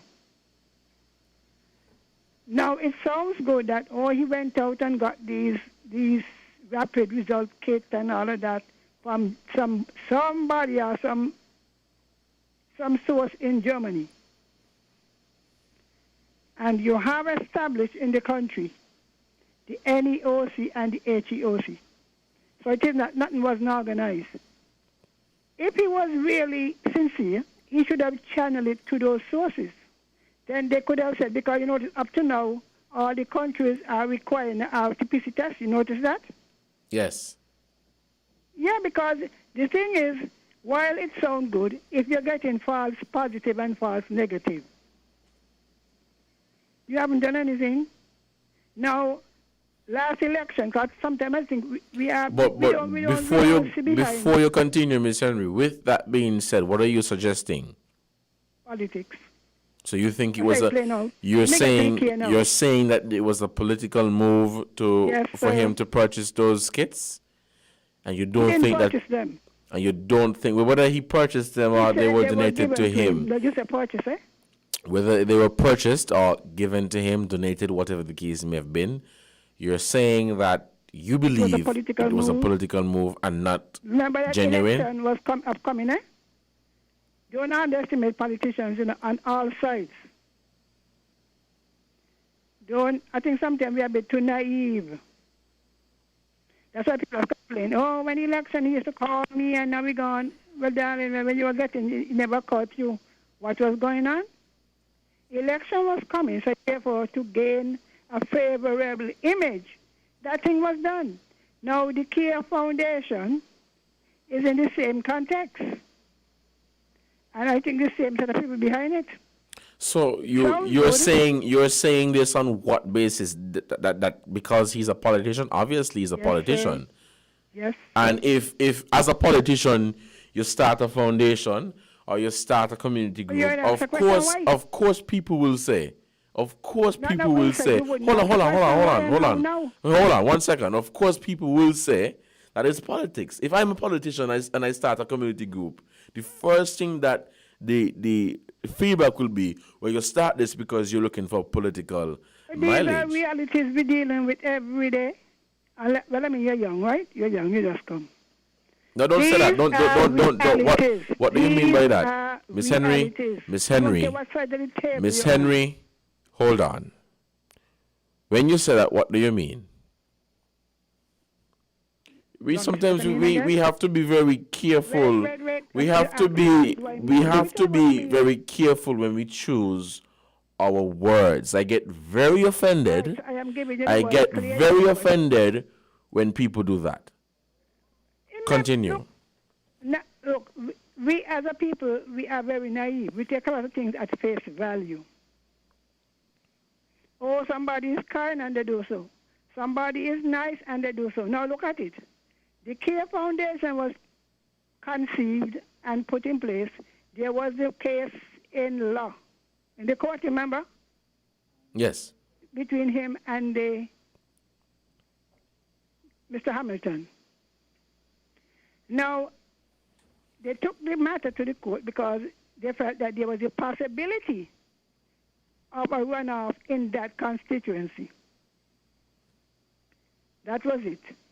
There was, so they didn't just take it to court just for it to give the judge work. You hope if you're successful, they might have a by-election in that same constituency. Therefore, in order to improve your position, you have to present something that is pleasant, acceptable to that constituency and the public in general. Examine the people behind it. I don't know all of them, you know. I don't know all of them. I tell you what goes for Dr. Drew, go for Dr. Everybody Well, else. before what I will say, hold on. Let me stick a pin right there. Yes. What I would encourage you to do, if you don't know the people who are a part or behind of the Care Foundation, I'll encourage you to go and find out. Yes, so let me continue back. Right? Yes, but I'm telling you, as a young man, learn to discern. Learn to discern. That the Bible said, do not be ignorant of Satan's devices. And I'm saying he's Satan. Let me repeat the scripture. Do not be ignorant, Paul said, of Satan's devices. Because he come dressed up like an angel of light to deceive you. A lot of things that look good on the surface are not so. When they come to politicians, their goal and their aim is politics. Whether Dr. Harris, anybody. But you got to be, you can't, you just, oh, it sounds so nice. And he ran and he lost twice. He ran twice and he lost. So, well, look, to improve your chances, one, you bring in the vaccine. Two, you start a foundation that caters to so and so and so and so. They sound good. They are good ideas and good principles apart from the context in which they occur. That's all I'm saying. They're good ideas, you know. But it is always the intent. That's why you kill a man is not always murder. Well, how you know? My Judge question tries to the you. intent. My What is the intent? My question to you, Miss Henry, while you mentioned that these are good ideas, right? The Care They are good Foundation ideas. and all of that. But you said the intent. The How do you intention. know that is so? What? How do you know that is the situation? Listen, man, politics. A butcher, Yeah, but how do butcher animal, a politics. Just politics. Why do you think so much people have so much complain? Oh, before time he used to give me this and he used to give me that. I know he always love me, darling. It is called getting you to the polling booth. Oh, people are too naive. So I don't sit behind that long time, you know.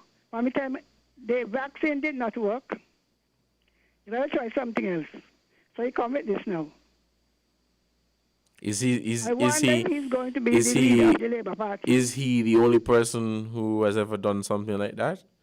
I tell you, our politicians. You Well, get it could you again? bring share another example? You want me to go to your party? Share any example that you could come up with. Politicians. I will call politicians. We're going to Nevis because you're in division. You relate to it better. They run all kind of programs for youth leading up to an election. And whether they win or they lose, the program ends. What you call it? I don't know. You tell me. It is called manipulation. Because if you are so interested in this program, and if you know the youth's benefit, and if you know that the need for the program continues, and you just end it after you're successful or if you lose. What does that say to right-thinking people? What does it say to you? I see your point. That's a good point you bring in there. It's like though I've been around the circle 73 years now, 73 for all of you out there. I've seen how much election, boy. The first time I voted was in 1971 was the first time I voted. And after 2 elections, I already saw. That's why I am not excited over campaigns and people come on the radio balling. Oh, before election they used to talk to me, and after the election they car glass up. Well, did you expect that? And I could have begged him. He used to give me $100 when he see me, and after that I can't see him. But what you expect? We are too naive. So when I hear this skating launch, it sounds good to the public, but to the back of it is the motive and the intent to get Dr. Drew elected. I told Dr. Douglas, if you're really serious about making Dr. Drew the leader, let him run in Constituency 6 in St. Paul's. You come out and because that's a sure winner. He tried twice. So how are you going to make somebody who can win the seat twice the leader of the party? When you have people in the party who would have won the seat, Congress won his once, Dr. Hanley won his once.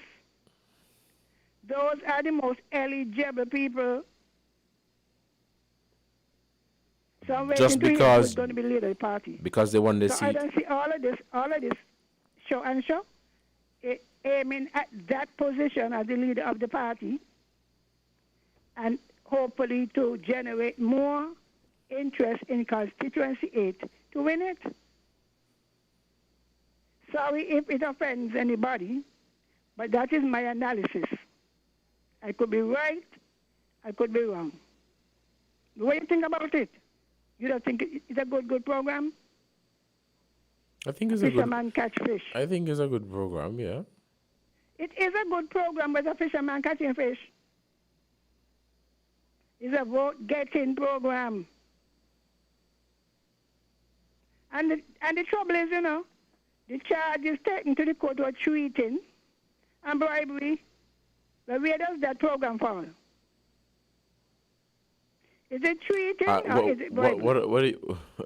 Listen, let's take another call. Let's take another call. Caller, good afternoon. Good afternoon, caller. You're on the air.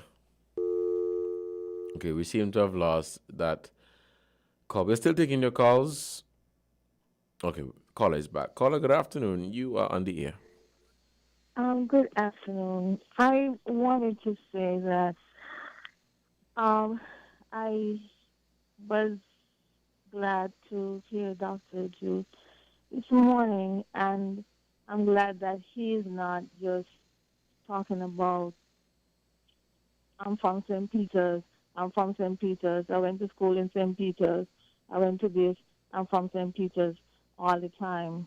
Because the truth and the fact is that we're a small country and we all need one another. So our little corner of the globe country, we need to make it any tinier by just saying you and your corner and you belong there.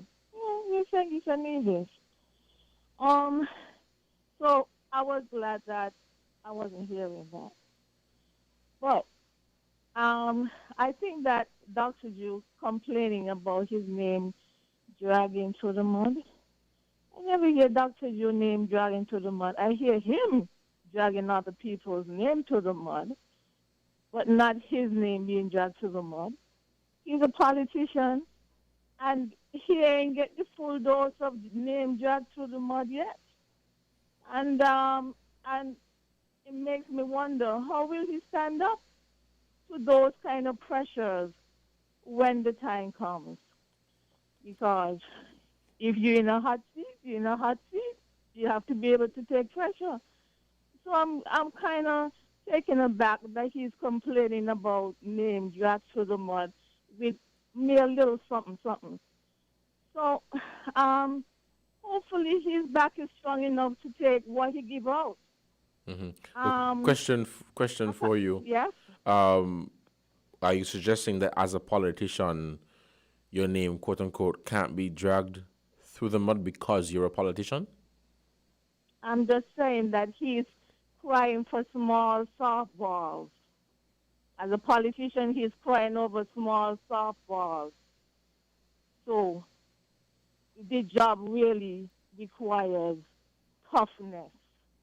Douglas has it. Do you think? But another question for you: if you're a lawyer and or a judge, and somebody accuse you of not being fair and being very biased, what would you class that as? Ask him. No, I'm asking you. If you're a judge. Well, I'm not here as to answer any questions. No, I understand, but I'm just trying to have a level understanding. I'm in the studio and we have a discussion. Hello? And I'm just hearing to make a comment. Hello, I'm here. Right, I understand, but we're trying to have a level conversation. If you're a judge and somebody accuse you, of being biased, what would you classify that as? Would you say that they're dragging your name through the mud because they're damaging your reputation, and so people will now see you as someone who is not genuine? That's just my thought. Listen, I'm just saying, let me go back to my original thought. I said, he, as a politician, crying out for small, because I never hear anybody really attack him. I mean, there are times when you can criticize an issue here and there, and sometimes you're wrong, sometimes you're dead wrong.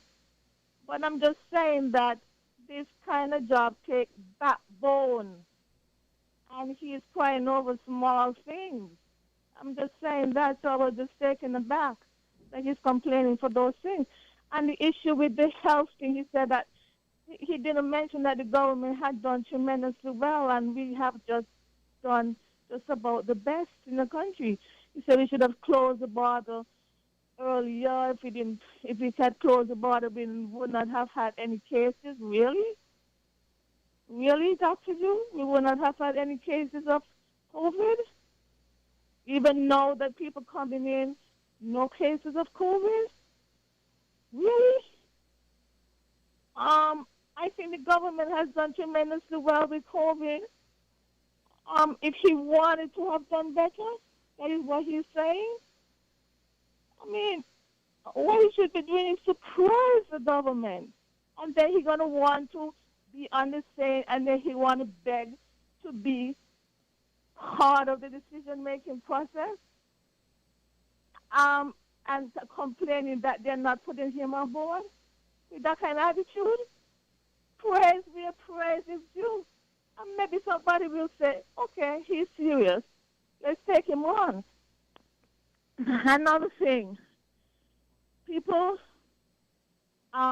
this vaccination, I don't think anybody should force anybody to get vaccinated, but they should encourage. She said there's lack of information.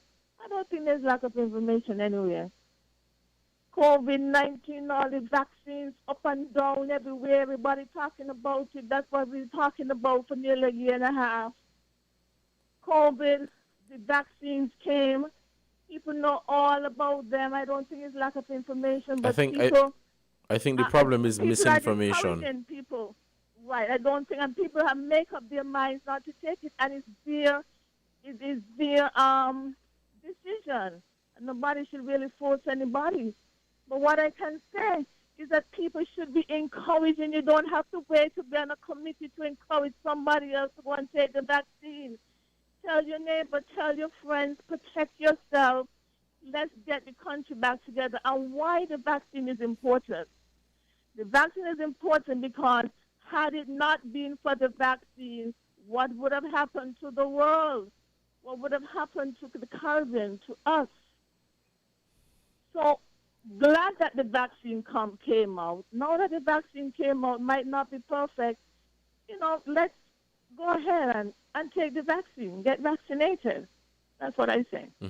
Thanks so much. Are you saying that? Any other questions? Hold on, just to understand what you're saying, because we gotta be really careful how we choose a word. You say the vaccine not being perfect, but go and take the vaccine. That's what you said. I'm just saying, tell me something that's perfect. No. I'm just asking because you can't I'm tell just asking you back. You can't tell someone the vaccine is not perfect and then go and tell them to take it, because that defeats the entire purpose. I know everything is not perfect. Don't get me wrong. Don't get me wrong. I know everything is not perfect, but I'm telling you that with a situation like this where there is hesitancy, you can't say the vaccine is not perfect, but go and take it. You create more hesitancy right there. Well, I'm going to tell you that nothing is perfect. Right, I agree. I agree. But for what it has brought to the world, it has quieted down everything. Now we have hope for a better way of life post-COVID, had it not been for the vaccine. Why should I say the vaccine is perfect? Do you want me to say that? No, of course not. The vaccine perfect, y'all go take it. I mean, I'm just saying that it has brought good. It has brought good to the world, to the Caribbean, to our country, so we can get back to normal. And so with that kind of science, I will give a nod to it and encourage others. And I hope that people would keep encouraging other people to go and get vaccinated so we can all get back to normal. That's all I'm saying. But at the same time, free will, and nobody should force anybody. All right. Thank you, caller. Thank you so much for your contribution. We have another call. Caller, good afternoon.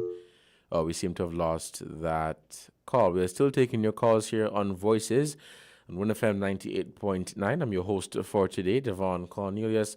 Call us at 466-0989-762 and 662. It is 2 minutes past the hour of 1 here in our studios. We are still taking your calls. Call us and be a part of this conversation.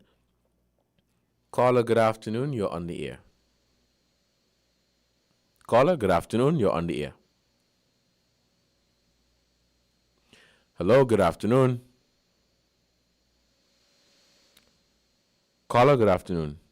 Okay, we're not hearing you. Caller, please try and call us back, 466-0989-762 and 662. There's a call on the line. Caller, good afternoon. You're on the air. Good afternoon. Yes, good afternoon. Mr. Moderator. Hello. Yes, hello, good afternoon. I'm listening. I listening to Dr. Drew. You could never go into a boxing ring and do any punch. Once a boxer and you step into the ring, once you step into that boxing ring and you don't do like fighting on, not got your man in the first round. You got to get punches. You're a politician, you can get slinging.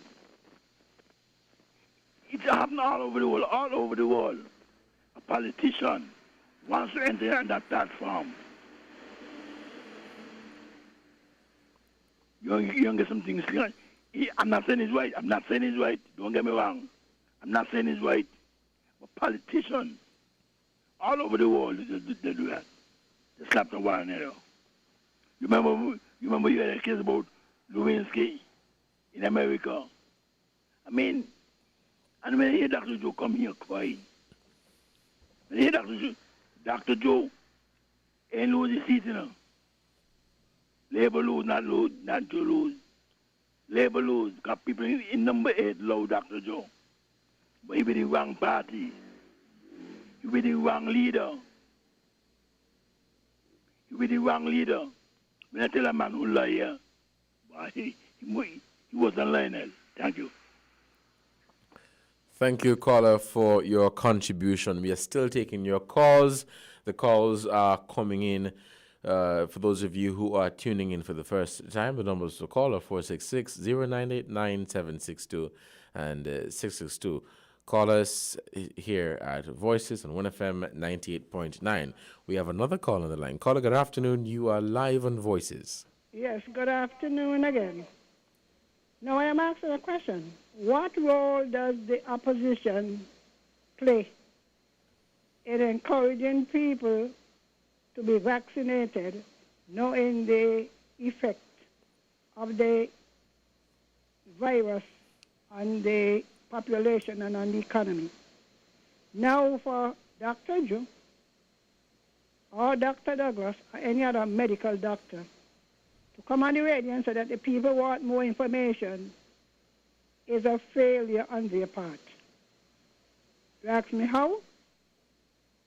As a medical doctor trained in that field, you understand the information because it will be in medical terms. You understand, you talk about the effect. You understand what it means, the efficacy and all of that. It is in your position as a politician to educate the nation. Nobody should have to beg you. Nobody should have to ask you. St Kitts is very tribal. And we know, even if who in was out, it would have been the same way. Supporters of a party, those dedicated, over-dedicated supporters of a political party, make their move and make their decision based on the rhetoric of the party or party's leader. And it sounds, I don't think that people listen to themselves. Dr. Drew, of all people, is a younger person than Dr. Douglas. I think he worked from, I think he came back 89 or somewhere there. And he worked until the government changed in 95. You could work out that, right? He was a general practitioner. Dr. Drew is an internist specialist. He went to Cuba and all of those. He has access. He knows how to put it into terms that our people understand. But by their speeches, they are creating more doubts in the minds of people. So while they're going to say, oh, we didn't tell them not to take it. Well, you didn't tell them take it either. You didn't tell them, look, these are the pros and these are the cons. What you're hearing from them is, oh, we're waiting on the Cuba vaccine. That is a cop-out. You don't know the efficacy of it. You don't know the side effects of it. But you're waiting for it. So what happens if when it is final, when the experiments or the testing is over, these things come up? When you would have convinced many people, look, we're waiting for the Cuban one. But when it come out, you remember the Johnson & Johnson? Mm-hmm. Devonne? Yes, listening. Remember people were calling and saying they're waiting for the Johnson & Johnson? Mm-hmm. How come nobody's asking for it now? How come nobody's asking for the Johnson & Johnson that they were waiting for? What will happen if the same thing happened to the Cuban one? And many of the people who are discouraging people, they are independent workers. They are in a position where they're not dependent on anybody for employment, maybe for customers. So when you have to take it, you don't have to take it. But there are options. Why then, if you're so interested in the people, why don't your party set up a fund that will fund the testing of those who don't want to take it? That's another option, Maybe the Care Foundation could do it. All of you who don't want to take it, we'll pay for you to get the test done every 2 weeks. Then you begin to make sense. But to sort out and create more uncertainty in the minds of people, you're not helping. But that is how we play politics in the Caribbean, When we're out, we break down. And we hope that by the time we get in, we start to rebuild. But that kind of psychology gets us nowhere. That maybe that is why our countries are still so far behind. That's the psychology we have, you know. We tear down, rip down, mash up. And to get out somebody. Your mother in a house and, oh, well, you watch the house deteriorate. You see it what the roof one fixing, and you see the walls crack and stuff. Oh, well, when you think she will come out, and when I get it, or when she did, I get it. But you live in it all the time, eh? But darling, your mother might decide to live to 99. When you get it, all you have to do is to pull it down. That's the attitude. I expected, but I am very disappointed in him. I like him, but he has allowed himself to fall into the trap from which he cannot escape. He stayed there and let all kind of people, all those who helped mash up the country in 93, all those who still creating problems, to influence him. Maybe they could fool me, but they can't fool me. Eh? He cannot turn around the Labour Party. He cannot. And remember, he's a public figure. Eh? Do you know that? Devonne? Yes. He's a public figure. So things that I've said about him are allowed in law, you know, as long as they're not libelous. When you put yourself out there, you are likely to be spoken about. The only thing I say to our people, we must have respect. We must have respect. I don't agree with this tear-down people, you know. I think I'm a share tear-down, you know. Oh, Miss Henry this and that. I want to know, well, which Miss Henry that they really don't know me. I've been a Christian nearly all my life. God, thank God for Jesus. You hear? I'm listening. I don't agree with it. From any side. I hear them. Big political leaders. I am so shocked when I see some of them going back in the same thing in which they were dragged to the mud, to the hog mess. And then they turn around and say, oh, that person is the best person to lead the country. Mm-hmm. When will our young people learn? When will the young people learn? Mm-hmm. You wait until the election heat up in Nevis, you will hear them. Yes, thank you for your contribution. Let us take a break to say thank you to our sponsors. We'll be back to continue our program. You're listening to Voices on WINN FM 98.9. Everything's gotta go. Horsford's Automotive, everything gotta go. Clearance sale is happening now. All 2018, 2019, and 2020 models gotta go. Yes, come to Horsford's Automotive and get $10,000 off select 2020 models. That's right. Horsford's Automotive is making room for 2021 by offering $10,000 off select 2020 models. And that's not all. Come now and get 0% down payment. No payment until May 2021. $500 in free groceries, free servicing for 1 year, free bill of sale, free tinting, free registration, free accessories, and free licensing. Horsford's Automotive, everything gotta go clearance sale. The biggest clearance sale event of the year. Select 2020 vehicles, price to go. Everything gotta go. Terms and conditions apply. See store for details.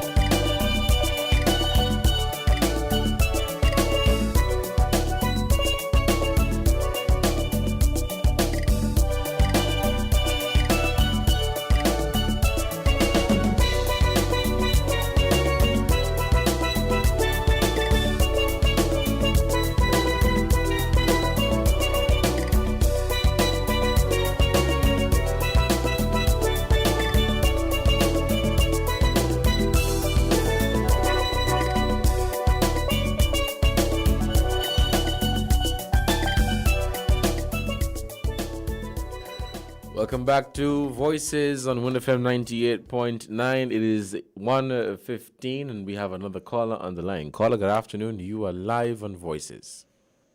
Greetings, good afternoon. Do permit us. Sunshine over there in Nevis, belated wholehearted the greetings. Family of Noahs in Phillipses, medical condolences. You see the Westminster style politics, party politics. If we don't get over it, you're going to sink us, all of us. If Dr. Drew is not praising the government, the present administration, why should he be not allowed to be part of the solution? Why? He born yourself. And if he sees that he can make a contribution to within the scheme of things, why should he be kept out? Because he's not praising the government, the administration that is in. That is wrong. So, sister, hold back that. The next thing is, we be hearing talk say, all right, make the Prime Minister go take the vaccine. The Prime Minister took the vaccine. People say, when he take it, we will take it. Let me see him take it first. When the Prime Minister, the Honorable Prime Minister, took his vaccine. So why you don't go take it now? From morning, we say, we're not into no vaccine. Because that's the transformation of Rastafari. That's what I say. Universally, not just St Kitts and Nevis. We stand that way. That is not part of our liberty. This is not about politics. This is non-political. This is our way of life. We're not taking them things into our goodie. Non-political. But we will notice on using politics, on putting politics in everything, on put politics in the cannabis industry, on put politics. Watch your man. On for careful. On for careful, And the politics will sink all over, You're not going to sink, You're not going to sink, I. Because I stand non-political. Blessed love. Caller, thank you so much for your contribution. It is 18 minutes past the hour of 1 here in our studios, and we are still taking your calls on another edition of Voices. The numbers to call are 466-0989-762 and 662. Call us today and be a part of this conversation. We have another caller on the line. Let us take this call. Caller, good afternoon. You're on the air. Hi, good afternoon, Mr. Cornelius. Good afternoon. I always enjoy Queen Mother Henry. We always sharpen each other. I listened to her on another program, though, where she mentioned, which is the issue at hand, the conflict with Israelis and the Palestinians. Yesterday, she made a contribution, and I listened to her. But she did refer to the Islamic Republic of Iran as a Arab state. I beg to differ. Yes, they are all Muslims, but they are not Arab in nature.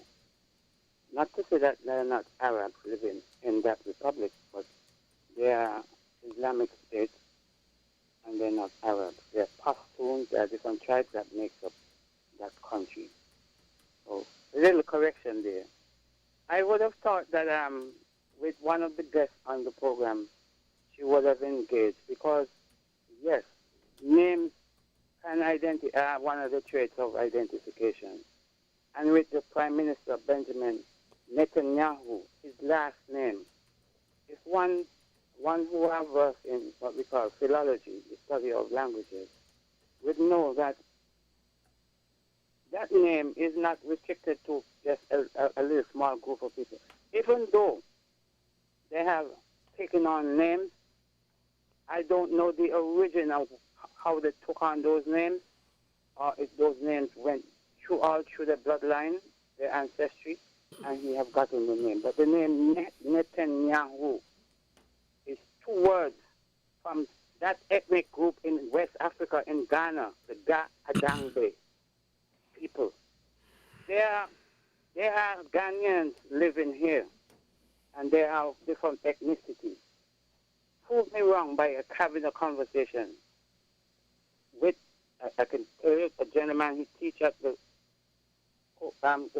Catholic schools. He is probably of this ethnic group of the Ashanti, but he is familiar with the different tribal groups in Ghana, and we can have that conversation to confirm that the word Netanyahu is an ethnic Ga-Adangbe group. And so, yes, the names bring about identity. However, one can adopt a name, or a name can go through the ancestry, but that name will come from and other names, which are African names. So that proves that, yes, a fragment of persons in the Joves and the waves and the different exoduses, if I could use that left a certain part of Africa in certain dispensation of time, yes, and they probably would have gone wide and far.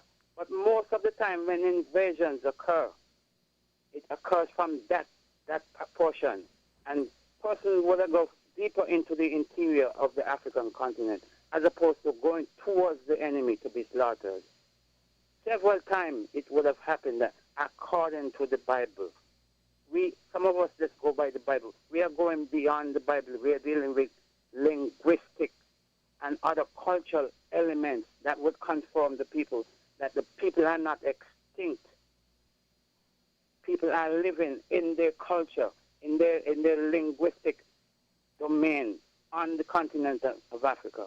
So, Mrs. Henry, just a little food for thought. I thought you would have taken it up with the gentleman who said he is from that area.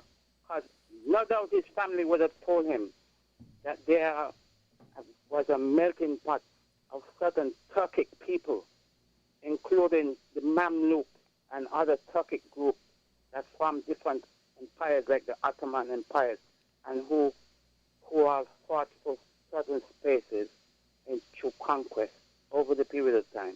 But we are people.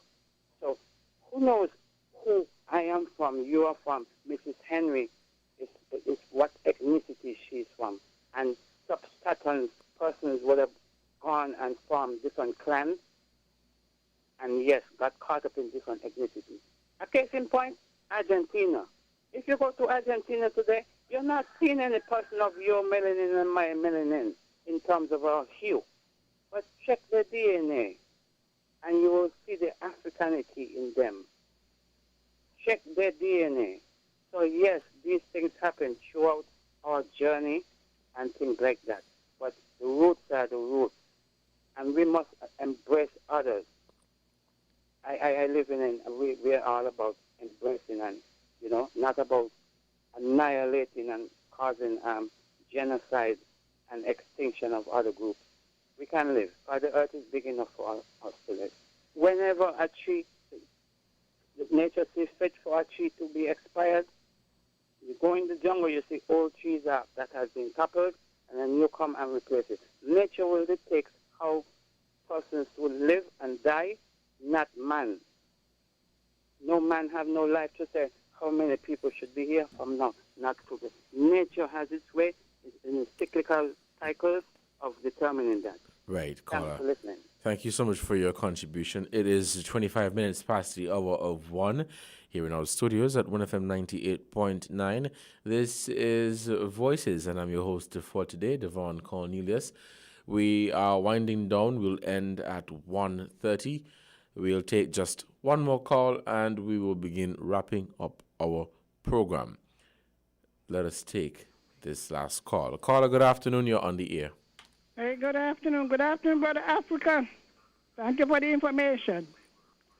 Now, this discussion about who own Israel and who are Jews and who are not Jews and who land belong to Palestine. I gave them the information, Now, as you said, there were wars, they used to call them crusades. by European into Israel. Well, it wasn't called Israel then, it was called Palestine, right? Mm-hmm. They were led by the Roman Catholic Church, because the Pope sanctioned it. And nights after nights, thousands and so were fighting. They were fighting to keep out the Arabs out of Israel. To keep them out. I think the last fight they had, or the last crusade they had, the Arabs won, and they took control of Jerusalem, because that's what all of them were fighting for. Therefore, you can't say the land belonged to the Palestine. They were there. Remember, the Jews were driven out, even when the Catholics were carrying out inquisition on the people, both Jews and Arabs. And the Bible that a lot of us like to criticize. Take a good read. Time after time, the Jews were scattered for going after false gods. God promised He will scatter them among the nations. And even in the book of Nehemiah, when they were allowed to go back, only some. So in many cases, they not only lived where they were driven, but they intermarried. So you have all kind of color Jews. Now, I said, I don't support this, the way the Israelis are treating the Palestinians, because nobody could. But when you got Hamas letting all those missiles into Egypt, people are saying, oh, they're wrong. We got to be logical, you know. And even the one they're talking about, I forgot the name of the place, where they had this site built, where they're putting up settlements. They won it in the Six Day War in 1967. They were asked, I think, by the UN or somebody to give it back up, which I think they never did, but they won it. Now I hear people pretending to come from over there, and they're justifying what is going on.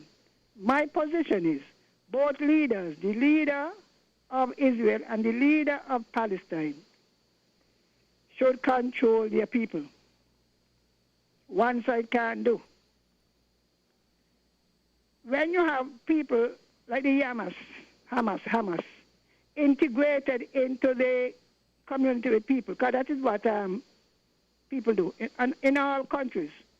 They integrate to make it difficult. And from those locations are letting go missiles and stuff like that. What do you expect? Israel is known to overreact, and that should be condemned. Should be condemned. And then some people got in nerve. Oh, they missed thing in Iran, and brother, the same thing that they engage in, America engage into, you know, some of you don't even know that. All of them, Russia, America, England, all of those so-called superpowers, they are engaged in the same subterfuge and whatever. Right. Begin wrapping up, Miss Henry. We're going to end our program shortly. Yes, so all I'm telling people, some saying, oh, what there's God people and they don't believe in a God. Well, you don't know God. I tell them, go and read Deuteronomy chapter 6 and see why He chose them. He didn't choose them to go take advantage of anybody. Go and read your Bible. And all of you who try and ask portion on the Bible, you have not read it. And if you read it, you don't understand it. So when you jump in and join in people to wipe out the Jews, because that is it, you know, they say they intend to wipe them from the face of the earth. But if anybody say they intend to wipe out Nevis from the face of the earth, you're going to just sit down there and patty? Your very existence is at stake. All right, then. Thank you so much for your contribution. This was another edition of Voices on WINN FM 98.9. Thank you guys so much for tuning in and being a part of our program. See you next time. Stay safe. Do your part in keeping us safe from the coronavirus disease. Wear your mask, wash your hands, and be good. Have a wonderful Wednesday, everyone.